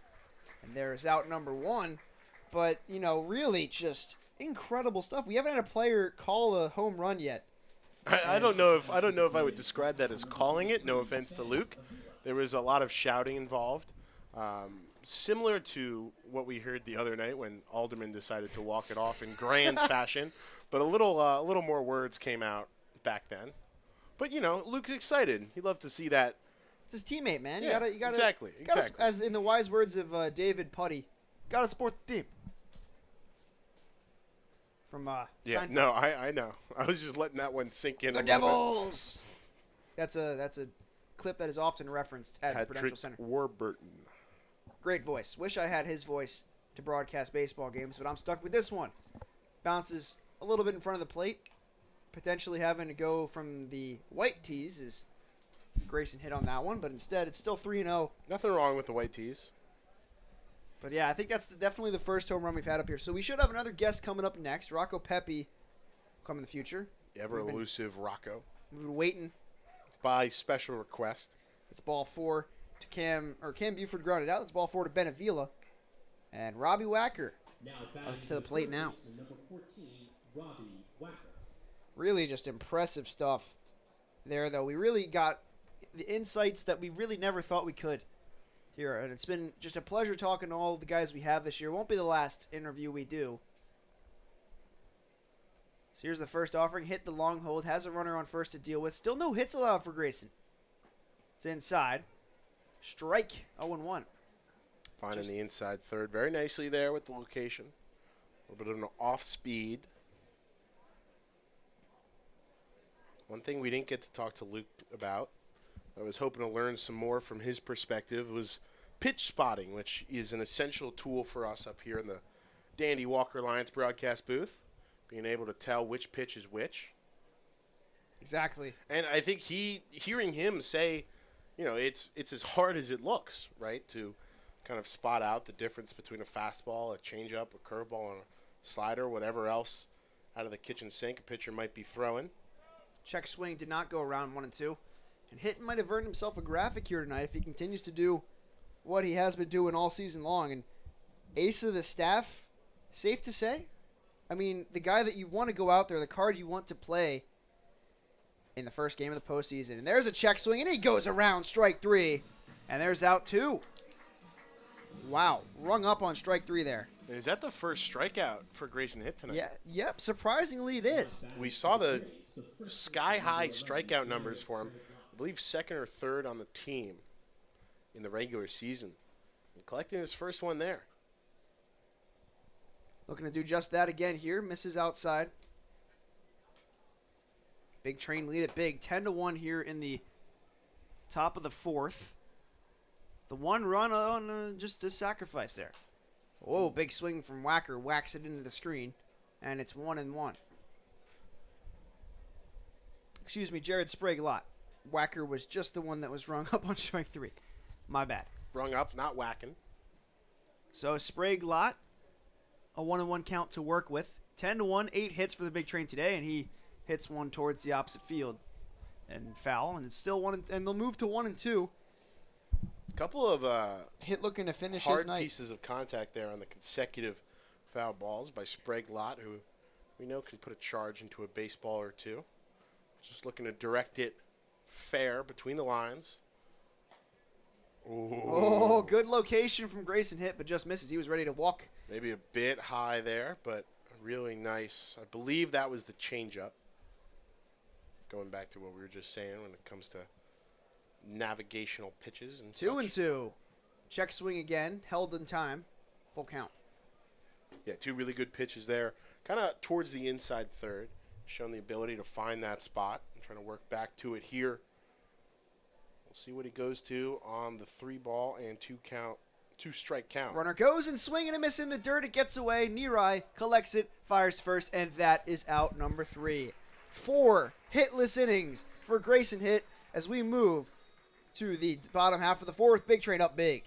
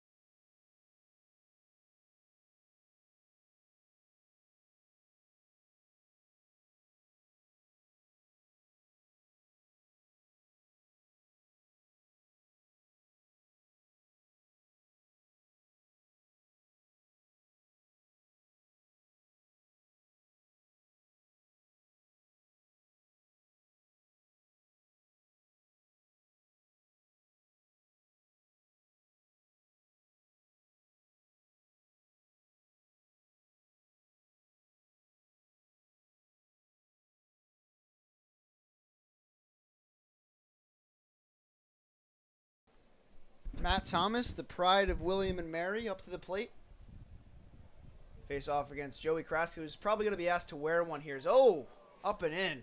Nearly took the head off of Matt Thomas, but... Nearly wearing one. Yeah, lives to see another day. Guy who has worn quite a few this year will be up in the booth potentially later. Supposedly. He is pretty elusive. 1-0 to Thomas. Inside. Hard to capture. Once again, thanks, Luke, for coming up. Sorry to stray from your regularly scheduled programming for just a second. Plenty of baseball still to be played tonight. Hey, it's just the 4th inning. Got to liven up the broadcast a little bit. Thomas way up in the air. Should stay in play. Avila sheds the mask. Coming over his first base to Sprague lot, and it will fall! And safe at first base is Matt Thomas. Oh, man. Is the defense in shambles right now for DC. I mean, that thing was hit about 4 miles up into the atmosphere and picked up some steam coming down. That thing was incredibly tough to track. You saw Avila in foul territory. Sprague lot starting from the first base position in foul territory, then had to work all the way back towards the mound. Just no chance to catch that piece of space junk falling from the air. So an E3 that was hit about 2 miles in the air, collected a few pieces of asteroid on its way up out of the atmosphere and into the stratosphere. Baseball is going to be collected by NASA for scientific research following the game. Guy who sent one to the space station was Grant Knipp. Nearly. Ooh. It's blocked by a tree, though. Dang tree. Good breaking ball there from Kraska. It's 1-0. Kraska, there's a Kraska squared in this bullpen. Frank Kraska as well. He pitched last night and was really impressive. 2 nights ago. 2 nights ago, against Gaithersburg. Really impressive. Really pitched them to this game here. Yeah, he's been really – we've seen him a couple times in those late inning situations really become kind of the bell of the bell DC cow. Grays. The bell cow of the DC Grays bullpen. Not exactly, but you know what I mean. Very impressive pitching performance to really keep that game in extras. Nip goes to the opposite field and laces a base Gaithersburg. hit. And there's consecutive base runners for the big train as up comes a man you do not want up with runners on in Kemp Alderman. So second, Thomas. First, Nip. And that's the second hit of the day for Grant Nip, who's, dare I say, halfway to the cycle. Yeah, and he has the hardest part, especially for him. Home runs and doubles probably comes a little bit easier than a 3-bagger. Got himself a single as well. And here's Kemp Alderman, who sent one careening into the atmosphere. His last time against the big train. The last game they played against these guys, against the Grays. Trying to go there, and that's what Luke Baker alluded to a little bit. Maybe that's why, pitches like that are swung upon. Yeah, they're and already in that swing has mode. been something I've noticed with Alderman coming out attacking the first pitch. That has been something that kind of has eked its way into the big train's mentality throughout the first 4 innings or so of this game. They've been swinging a decent amount at the first pitch. 10-1, Very 9 aggressive hits. at the plate. Nearly double-digit hits in the 4th inning for the big train, and Kemp geared up to launch, but failed. Yeah, and with that one for Kraska, you don't want to give him anything to absolutely Yeah. turn on. Just give him a nice soft curveball there, break it in from inside to out over on the righty Alderman. A guy that has very much done a lot of his Now you can- hammering on the road this year. Try to get him to chase on the 0-2. Livin' La Vida Lorton this year for Kemp Alderman. 4 home runs, I believe it is, in Lorton, including 2 in 1 inning. That's up and in. He did homer. I think he's homered here twice. And then Both grand slams. both grand slams have come here, and then DC he homered as well. Unfortunately, did not homer now. Actually, no, I think he does have 3 here. Because 3 remember, here. there was that one game where he hit it straight to the left center Oh yes. and then oh, hit he a has 8. double. I was thinking he had 7. He has 8. and then hit a double off the top of the wall to nearly the exact same spot. The wheel spinorama nearly caught leaning there was Grant Nip at first base. 1 and 2. Nolan Shanuel due up next. And, I think Thomas on second after the error. Alderman. That's Again, that's a tough call to make for the official score. Those are the instances where I'm happy I'm sitting in this chair and not a couple feet over to the left on the other side of the door here to the broadcast booth. Because obviously it's a misplayed ball, but I think with that one especially, it was so high up there. That thing is so hard to track coming down. Yeah. That's a really tough call to make. Scored as an error, probably the right call, but again, just one of those really gray areas where who does it really benefit? Kemp sends one home run distance, but straight up. That's foul. And, I think that baseball became friends with Chewbacca and Han Solo as it headed towards a galaxy far, far away. But for now, it's 1 and 2 to Kemp Alderman. Big Train really just staking their claim to why they have the number 1 seed in this division. And, the Grays have always played the Big Train tough this year. You can't fault them for that. 1 and 2. Kemp, good take there. Guy that we've drawn several comparisons to Pete Alonso, and Are we Kimosabi? you agreed, Sure. Ben. You know what? Fine. Who would you compare him to, Ben? I'll give you the royal we. Thank you. 2 and 2. Kemp Alderman looking for something he can do damage to here, as he has done so often this season. 1.9 RBI, ribeyes per game for him, ribeye steaks, as he was Eating good in the neighborhood. well on his way to breaking the record of Hunter Renfroe. And perhaps if he had gotten here earlier, he could have broken that record of 53 that has stood since the early portion of the 2010s. 2 and 2 here. A 4 sandwich of runs here for the Big Train as that misses low, and 3 and 2. And this is a pitch where you can't just throw a cookie if you're Joey Kraska. And I think that's shows the patience. You talked about I talked about the aggressiveness of the Big Train bats so far, but how about Kemp getting quickly behind here, 0-2 on big swings and misses, and able to patiently work his way back and get it full. Guy that has morphed his stance a little bit as that loads the bases ball 4 with nobody out. And up comes Nolan Shanuel, who already has a homer to his credit. I think he'll add some salami to his sandwich. We'll see here. As Kemp reaches via the walk and shows how patient he is as a plate. I've seen from Ole Miss Twitter that this year was really rough for him because he was holding his hands very high behind his head. And he's really just changed his stance and modified it, and really has found his stroke here deep in the heart of Maryland. I mean, that's the beauty of college baseball, right? That's why these guys are here. That's why Right. a guy like Luke Baker, who transferring from Ole Miss now. By the way, we have been informed the mercy rule is in effect for the playoffs. Could be a short night at the ball yard with one swing of the bat. Here's the pitch to Sean Ewell. Was hoping for it there, but just missed a tiny bit. Like I was saying, that's the beauty. That's why these guys are here, not just to compete, not just to win as they want to do, especially as we get into the playoffs here, but to work on those little things that maybe they've been kind of carrying over from the spring season and trying to start fresh in the fall to come, give themselves a little bit of a new slate and a little bit of a different atmosphere to work on things. Sean Ewell rips it foul. You get to kind of, relax a little bit, play baseball the natural way in front of a great atmosphere like we got here at Povich Field. Sweat it out a little bit throughout the humid summer. He said only Bethesda yesterday when it was pouring rain. 1-2. Sean Ewell tops it foul. Still all over that breaking ball. Just a bit behind. Didn't even want it to reach the plate there. Way out in front of that one. It's ready. He was reared back to fire. Cocked his pistol. Things are coming up big train in this ball game. They lead it 10-1, 9 hits, and just everything firing on all cylinders to the opposite field. Ranging back a few steps forward is Frayer. Makes the catch. Tagging at third is Thomas. Throw comes in. Is not going to be warranted. And that is another sacrifice fly. And it is 11-1 big train here in game 1 of the CRCBL postseason.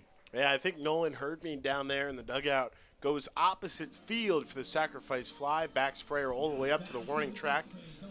And it brings in Matt Thomas from third base easy.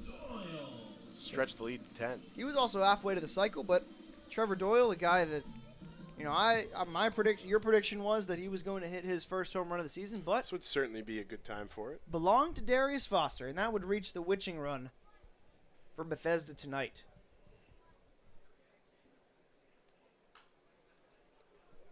Fouled off, Trevor Doyle. Hit one pretty deep. 3 RBIs tonight now for Sean Ewell. And how about just the impressive stroke on the bat by Darius Foster for that home run? Yeah, we really didn't get the chance to talk much about it because Luke was busy being Luke, and the inning ended pretty quickly after that.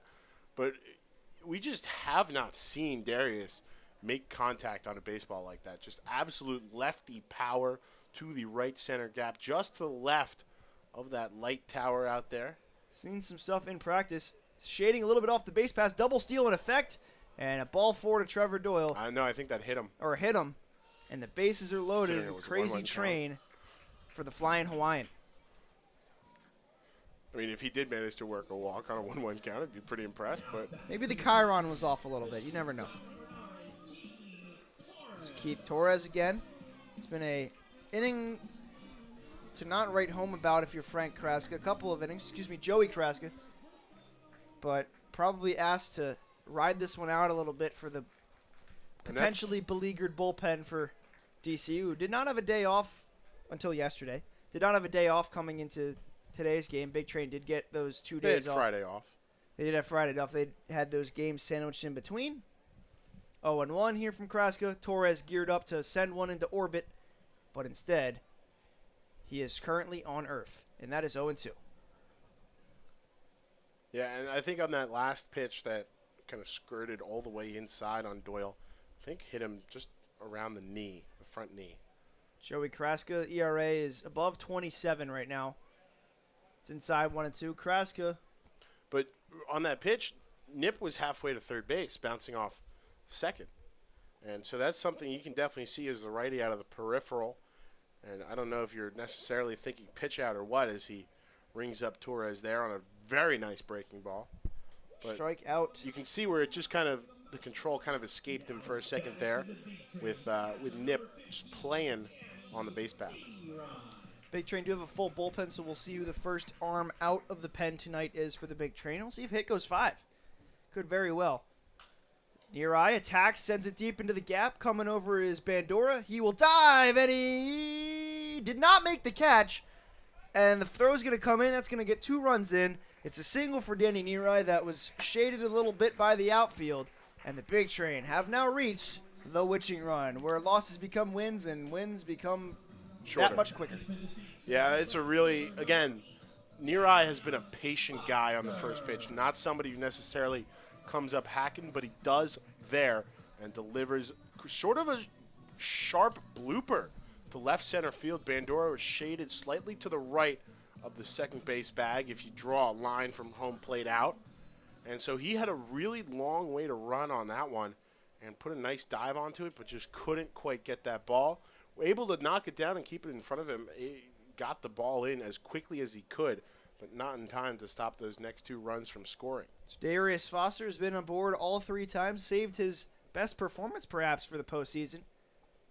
He really put a charge into the ball, hit on the screws, searing into the Bethesda night.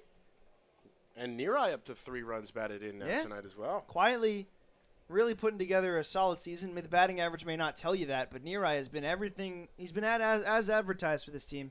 And you can't. We talked about defensive catchers before. You cannot overestimate his value behind the dish as well. 2-0 to Darius, who sent one very deep his last time up. First home run of the season, and it comes in the first game of the postseason. So we thought he would get to it eventually. He's a guy that was swinging really good in extra base bats. Hits another one to center field, coming on his Bandura. He'll get to this one instead, and he makes the catch this time, and that is out number 3. So Bandura doing some acrobatics in center field.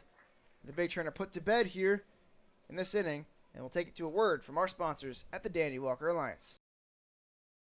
1 in 10,000 children are born with a brain malformation known as Dandy Walker syndrome.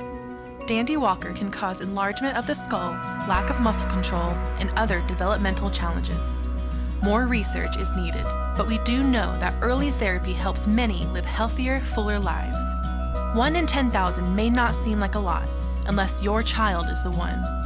Learn more, find help, and help others. Visit dandy-walker.org.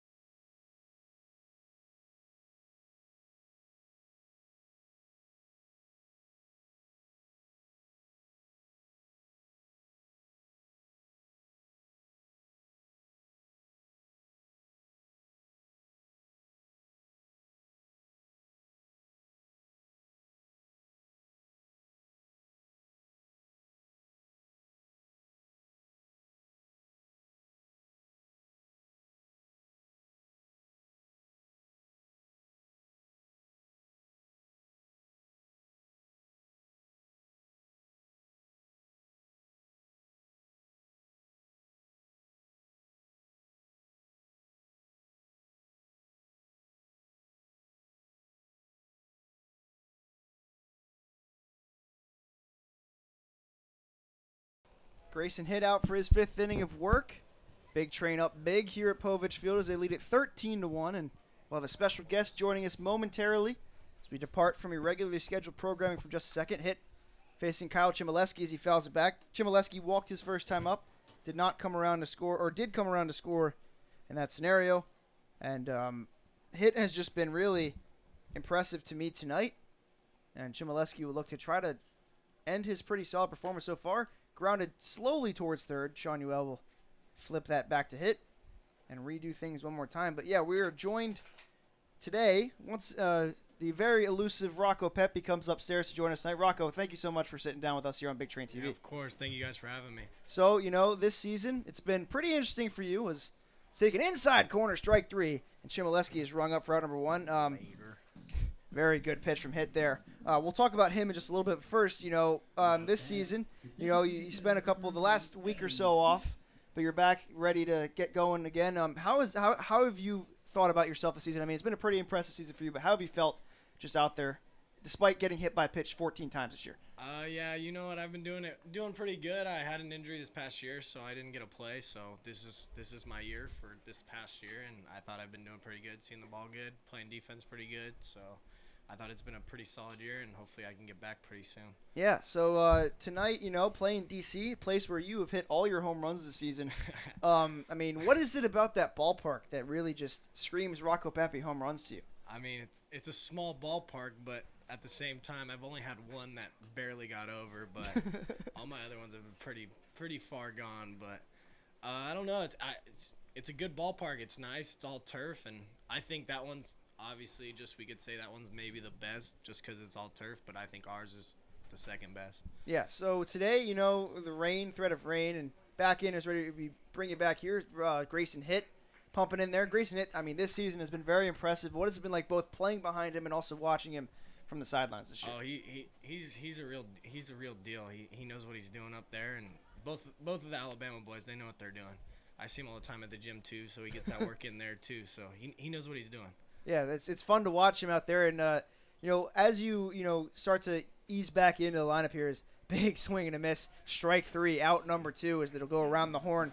What are you just looking to get back to as you start to ease yourself back in and we head to the championship? I'm just taping it up and seeing how it goes day by day, and hopefully that adrenaline kicks in a little bit more. And other than that, I'm trying to get back out there and help us win a title here. Yeah, it's been a tremendous season to watch. Now, one record you were close to but probably don't want is the hit by pitches in a season. So we'll take a first pitch strike there.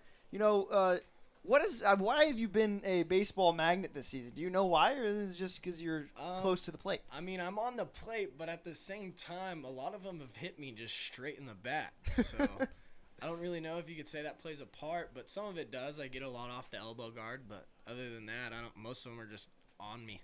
Yeah, it's been.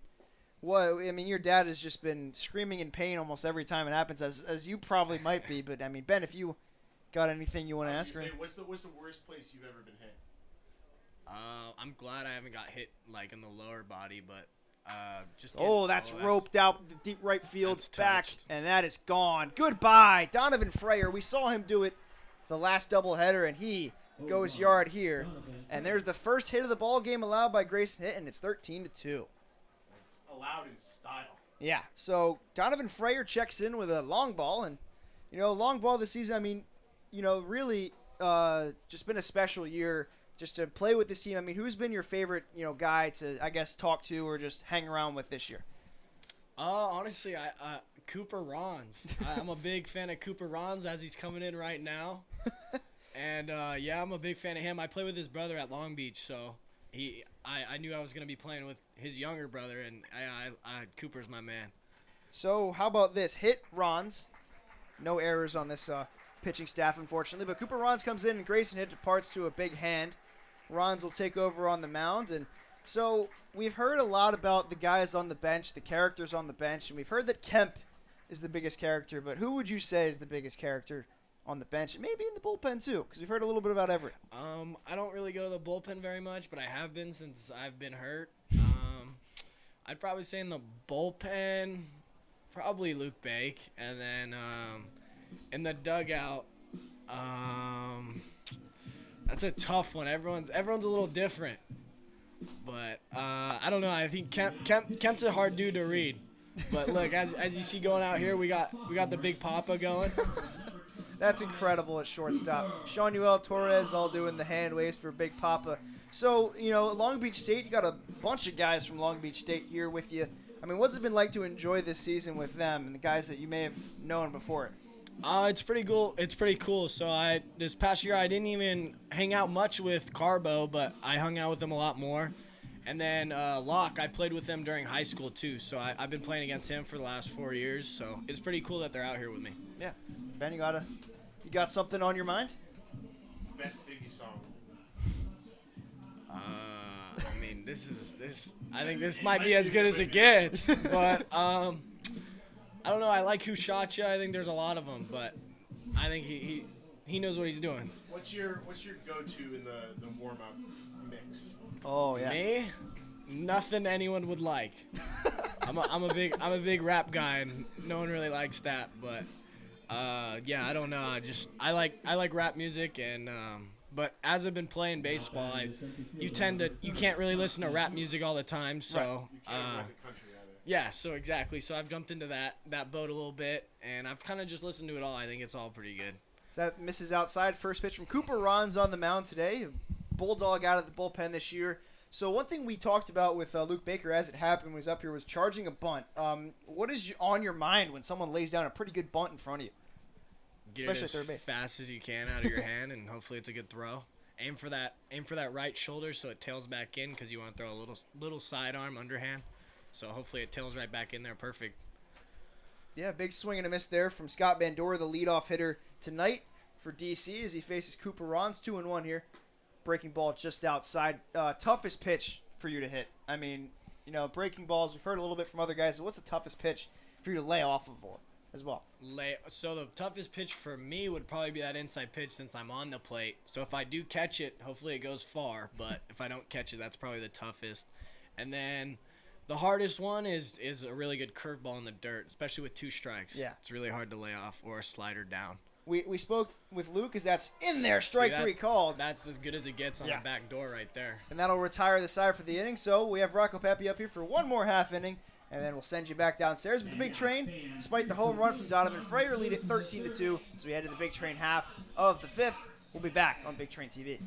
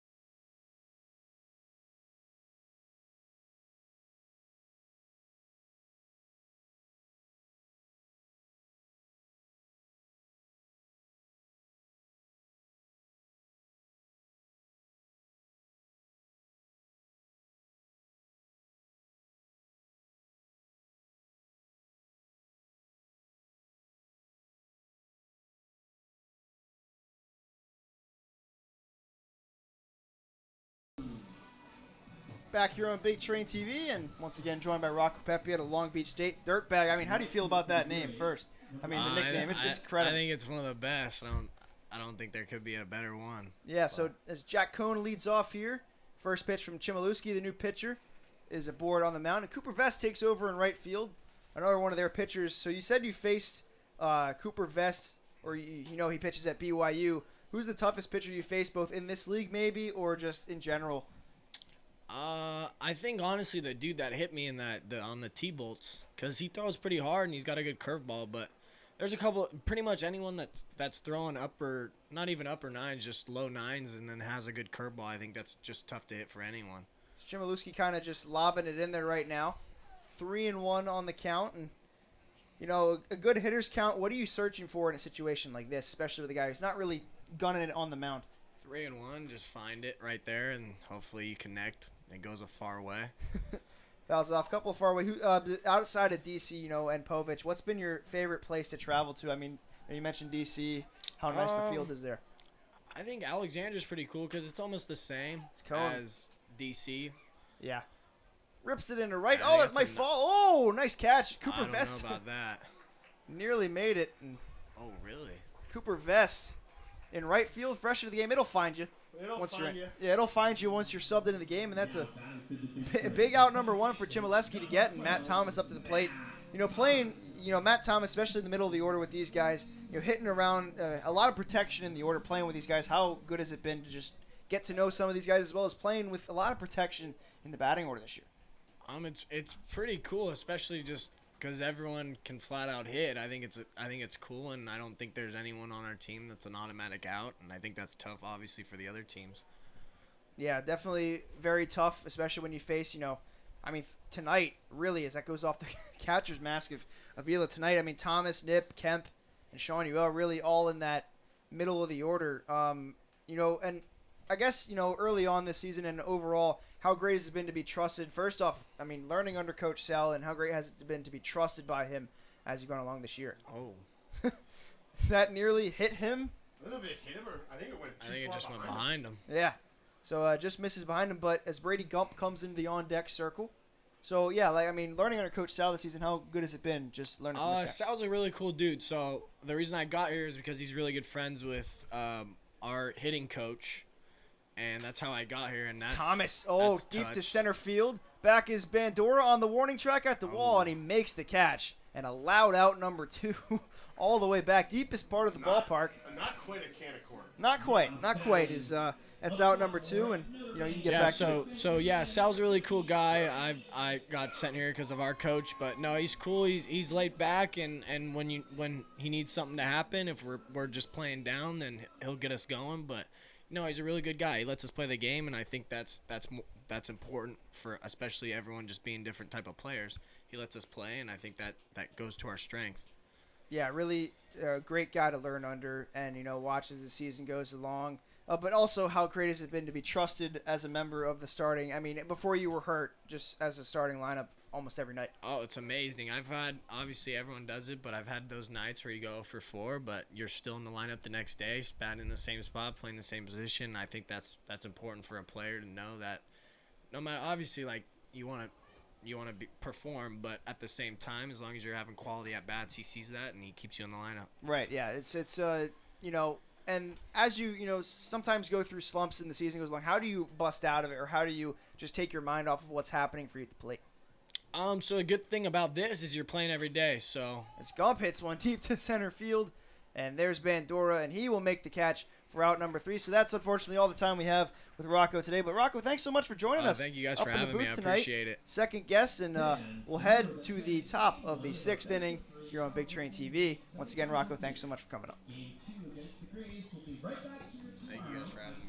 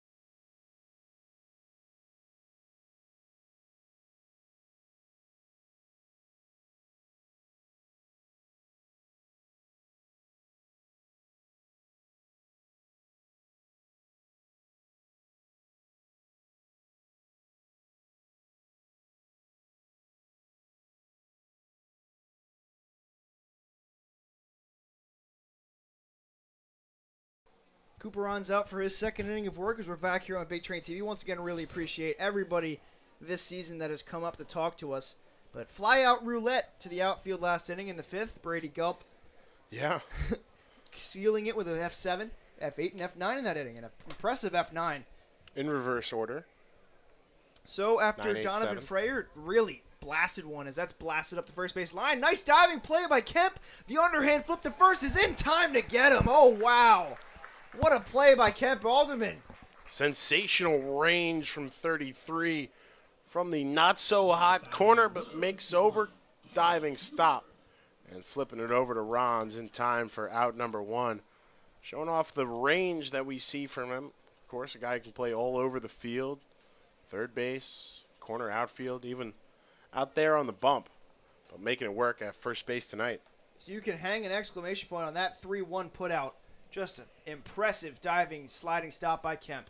Buford swinging a miss, strike 2, and it's 0-2. So, I mean, we really appreciate Rocco getting him up here for the first time this year. A fun guy to talk to, for sure. Yeah, absolutely. You're not the most talkative guy, but really gives some insight. Oh, absolutely. Definitely interesting to kind of prod his mind a little bit, especially on just kind of the general approach. As you talked about, a guy who, similar to what we had mentioned a few innings ago, just trying to work his way back into his rhythm of an everyday baseball player. Yeah, it's just, you know. What you go through to find it. Right. Cooper Rons has a 1-2 count here on Cam Buford. Great to get, you know, in the mind of a guy like him. It's always interesting to hear kind of the mental stuff with these guys. Right. Grounded towards the hole. That's going to get through for a base hit. So just the second today is Cam Buford reaches via single, and Ben Avila is up with a runner on. Yeah, and that torch by Freyer, Now just batting number an absolute rocket.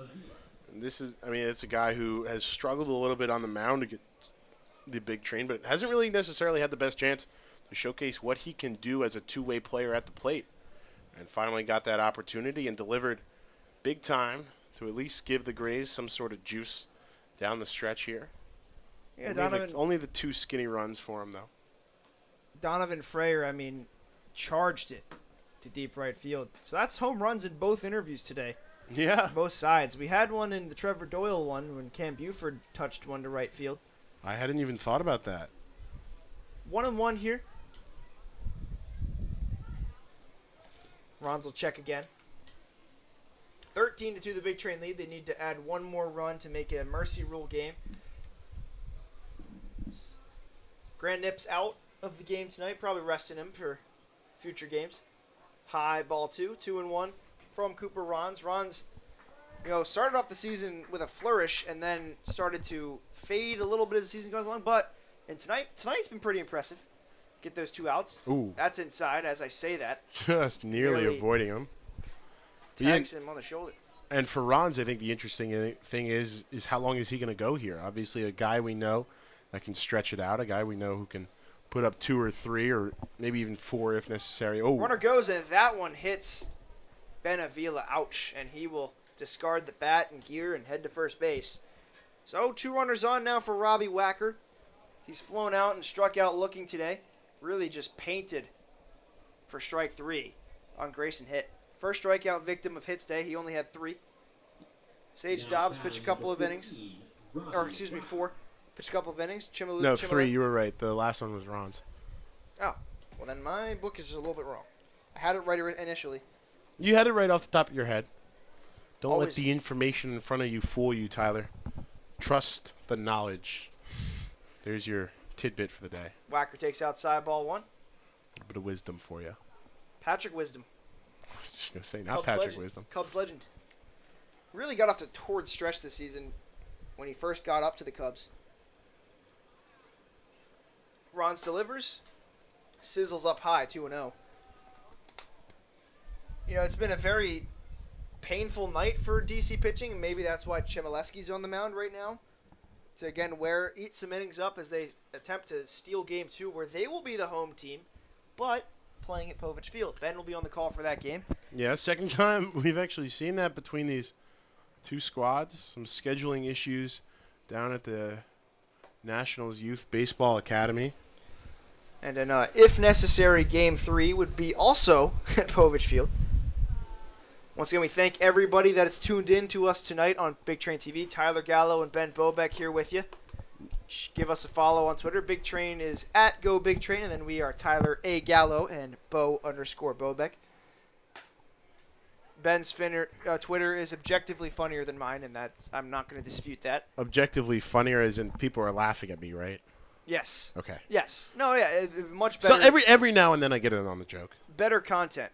2-1 here from Ron's. That's what we do. #content. #content. I mostly just plug myself and try to maybe come up with creative tweets that flop, and then I delete them.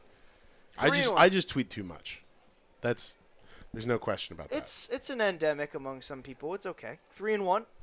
Whacker, check swing. Did he go? He did not. He held it, and the bases are loaded with with one out. And striding up to the plate is Jared Sprague-Lott. So an interesting scenario here, by the way. Chmielewski on deck to potentially bat for himself. Yeah, that's. So I don't know if Vest is just a designated fielder or what. But I guess we'll find out. Tried a potential back pick from Danny Neary, but holds on to it for strike one. Good pitch from Cooper Rons. Rons is 0-1 with the bases loaded and one out. Breaking ball, nasty stuff there from Cooper, and it's 0-2. Yeah, really great pitch there on the inside third. Looper straight down, in there for a called strike two. Looper, he's no Braden Looper. Tap towards third, could be two. Sean Ewell to second for one. Thomas back to first is in time to get him for the double play. And man, is Jared Sprague-Lott been tossed from the game. Oh man, ejected on that play was Jared Sprague-Lott. He was not happy with that grounded double play. That's the first ejection we've seen all season. We've seen everything here tonight in the postseason as Sprague-Lott is run from the ball game, but a 6-4-3 double play to end the inning nonetheless. The Big Train take a 13-2 lead to the bottom of the sixth.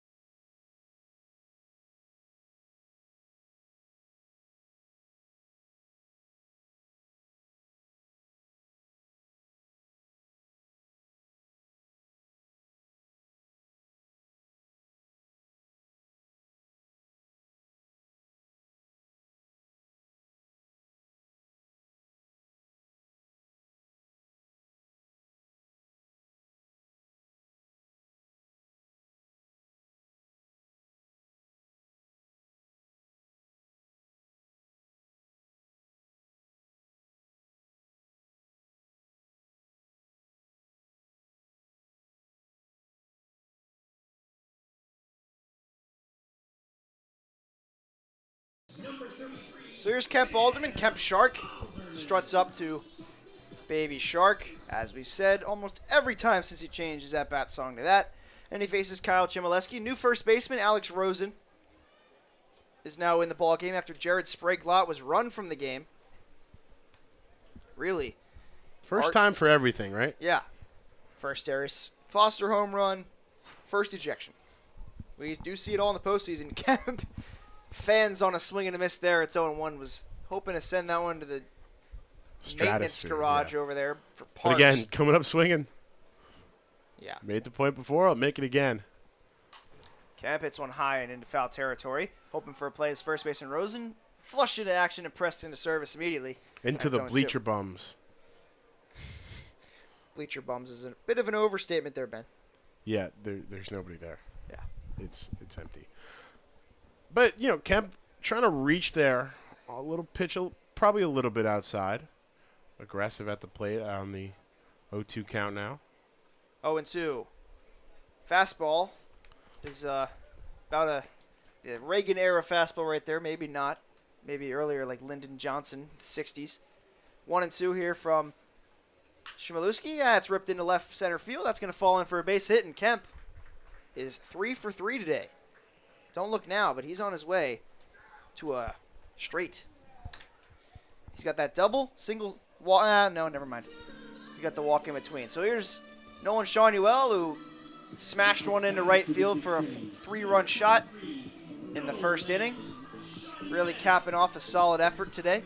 Or a 2-run shot, homered and singled, and a sacrifice fly. He's got 3 ribeye steaks tonight. Big Train landed a couple jabs to start off the first inning. Shanuel again comes up hacking. Potentially could roll fair, but grabbing that before it does is Ben Avila. But it was Shanuel who really delivered that first uppercut to the jaw of the DC Grays with that 3-run shot to deep right center field. Rumor is that ball still has not landed. And Alderman, meanwhile, just, again, steady at the plate, doing his best to attack. Right. 13-2. Chmielewski, kind of very interesting pitching motion, right? Obviously a guy who does it in a few different ways out of the stretch now. Fouled off towards people seated in the left side grandstand, and that's still 0-2 to Shanuel. But you can tell just kind of the way he breaks down his motion. It's very slow. It's very meticulous, right? And just want to make sure that he locates it well. And the problem for him has not necessarily been location. Like, he's shown a really good ability to throw strikes. Just sometimes wraps one down the right field line. The batters are able to do stuff like that where they're just able to jump all over it. I hate to break it to you, but I think he might just be lobbing it in there right now.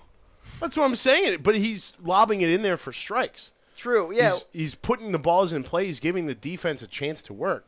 And in the 5th inning, the defense did work in multiple ways as he got 3 flyouts. Pretty impressive flyouts. It's just what you got to do in a situation like this. Shanuel waits on it, lifts it down the left field line. That's going to go down to the corner for a base hit. Alderman racing for third. He's going to get in there. Shanuel, Alderman coming home. It's not dug out in the corner, and he will stand at home plate, and it is 14-2, and we have once again reached the witching run. It's 14-2 here in Bethesda. Big Train have really just come out and hit on all cylinders tonight. And ribeye steak number 4 of the evening for Nolan Shanuel, who is chowing down. Maybe get the meat sweats later on. So here's Trevor Just Doyle. able to put that one the other way, straight down the left field line into the corner. Tough corner there. We've seen it give a few opposition outfielders some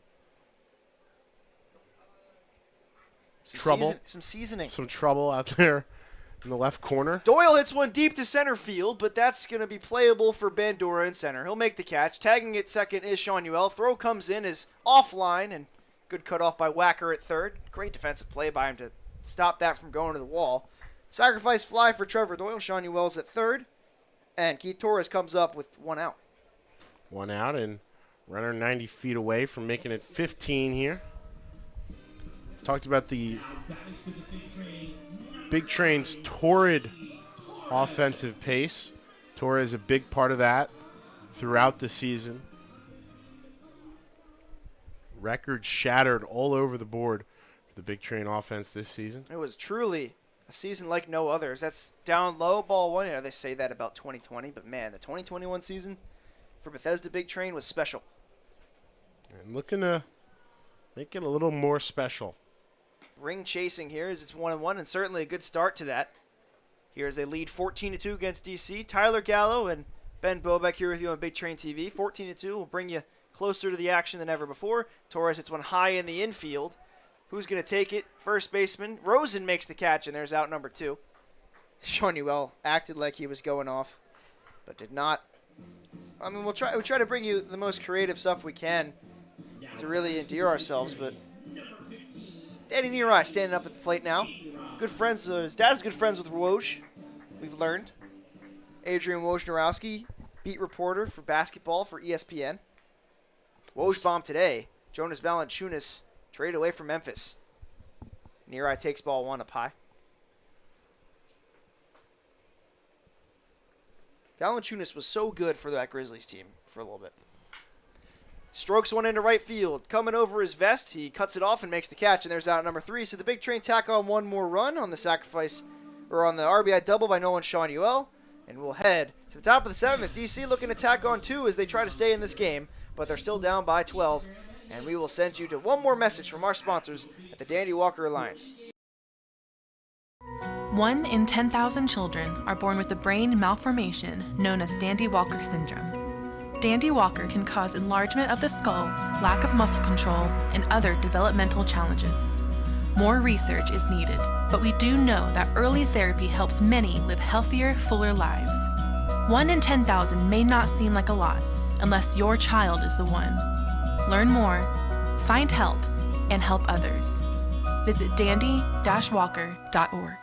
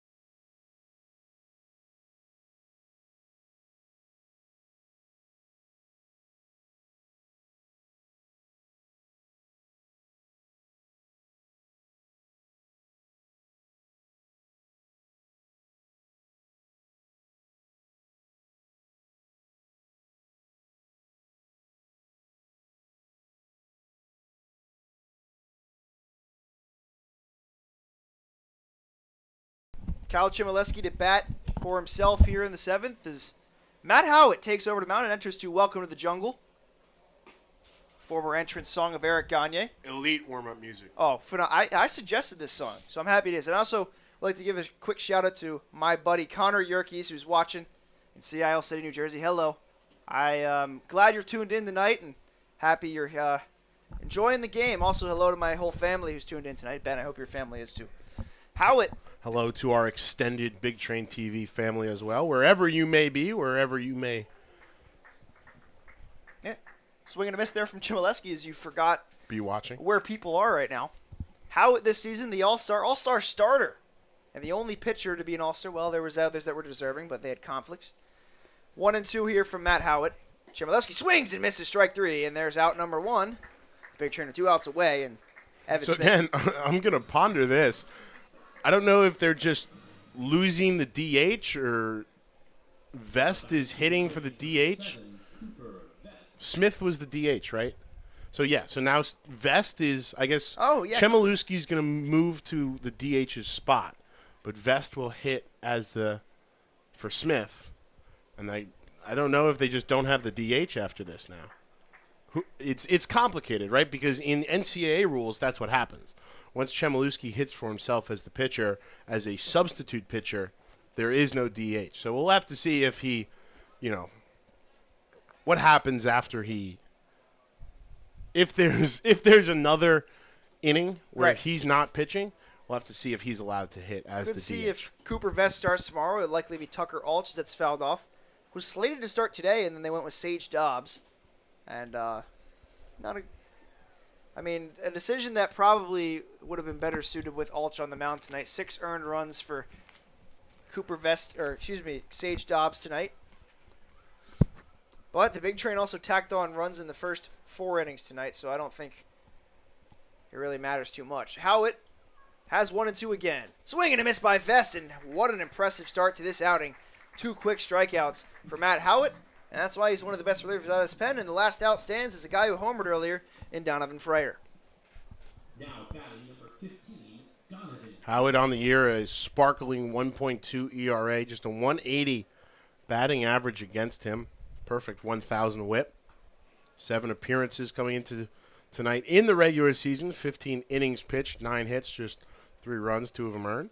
15 strikeouts to 6 walks for the rising sophomore. Oakton native, College of William and Mary is where he plays his college ball. And DC potentially here, as you said, down to the final out. Run rule apparently in play in postseason play. 1-0 here to Freyer, who homered and sent a bolt. Yeah, a guy who can right extend field. this game a little bit here.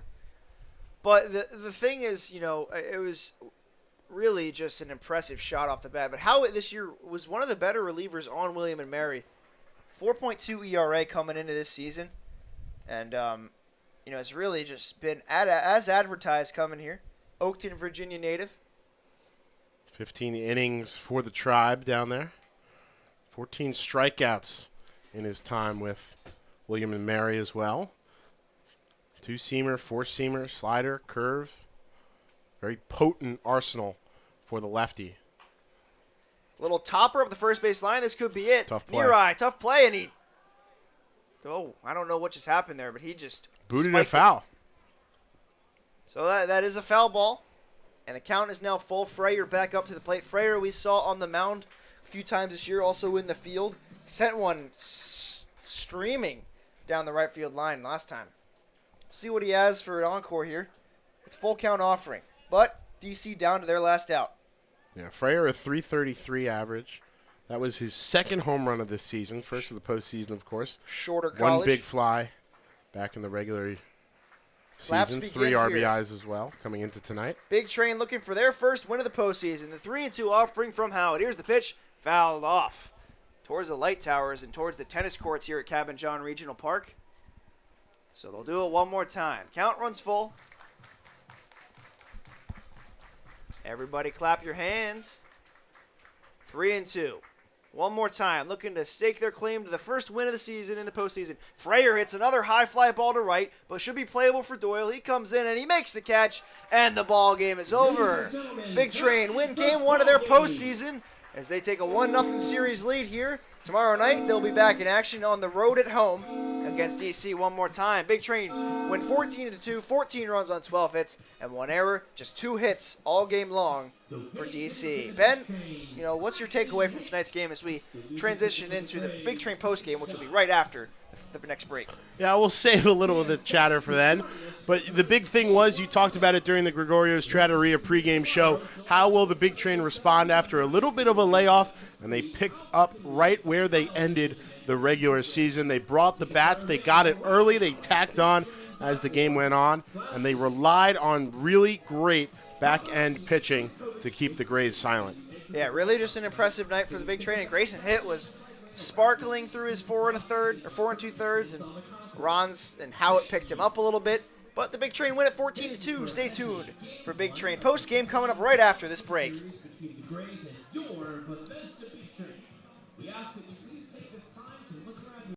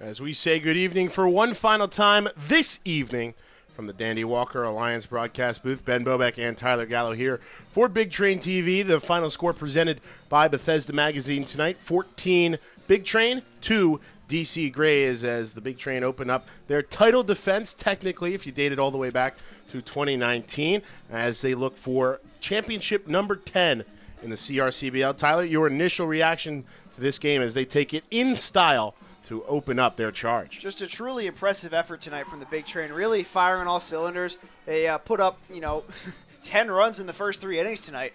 Really just absolutely beautiful effort tonight, and all capped off by a couple of long balls. And Darius Foster, first home run of the season, checking in with a big long ball. Probably the exclamation point of the evening, wouldn't you say? Yeah, absolutely. And, when they tacked on a little more runs, you knew that things were probably going to start going south for DC. They brought in Kyle Chmielewski to kind of close things out in this game. And the Big Train take game 1 of the series as they look to sweep tomorrow night. So 14 runs on 12 hits, 1 error, 4 runners left aboard for the Big Train. For the defeated DC Grays in their second playoff game, of course, they won the wild card over the 3-seed Gaithersburg to get here to Povich Field. 2 runs, 2 hits, 2 errors, also 4 runners left on base. The winning pitcher tonight, Grayson Hitt out of the University of Alabama with 4 2/3 sparkling innings for him here. Sage Dobbs gets the loss. His first decision of these playoffs started at 7:47. Again, a slight delay to what was scheduled. A 2:07 game time as we wrap things up just before the 10 o'clock hour here at Povich Field. Tyler, your offensive player of the game tonight for the Big Train. I think it has to belong to Darius Foster tonight. Although Nolan Shanuel had a really good night at the dish, I think Darius Foster, tonight was 2 for 3 tonight with a walk, couple of 3 ribeye steaks tonight, and a single and a home run. First home run of the year. I think you got to give it to him, mostly because he hadn't homered all season long. And then tonight he checks in with a big long ball down the right field line. Especially productive out of the leadoff spot. Shanuel, as you mentioned, 4 RBIs, a couple base knocks, that one big 3-run home run to really open things up back in the first inning. Grayson Hitt, as we said, 4 2/3 innings, 1 hit allowed, 2 runs, both of them earned, 3 walks, and 4 strikeouts, a 3.86 ERA on the night. Cooper Rons, 1 1/3 inning, which is 1 hit, no runs allowed for Cooper Rons, 1 strikeout and 1 walk. Matt Howitt closed things out with a sparkling 7th inning. Sage Dobbs pitched 2, Kraska pitched 2, and Chmielewski closed it out with 2 very strong innings for a position player. Got to give credit where credit is due. What do the Big Train need to be looking for as they look for win number 2 and to potentially close the series out in a away game here at Povich Field tomorrow night? Well, I think it's going to be one of the 2 Bulldogs on this pitching staff tomorrow night for DC. It's going to either be Tucker Alch or it's going to be Cooper Vest on the mound tomorrow night to start things off. And those are 2 guys that have been really impressive this year. The Big Train have hit Alch hard in his appearances against them, but have not hit Cooper Vest this season.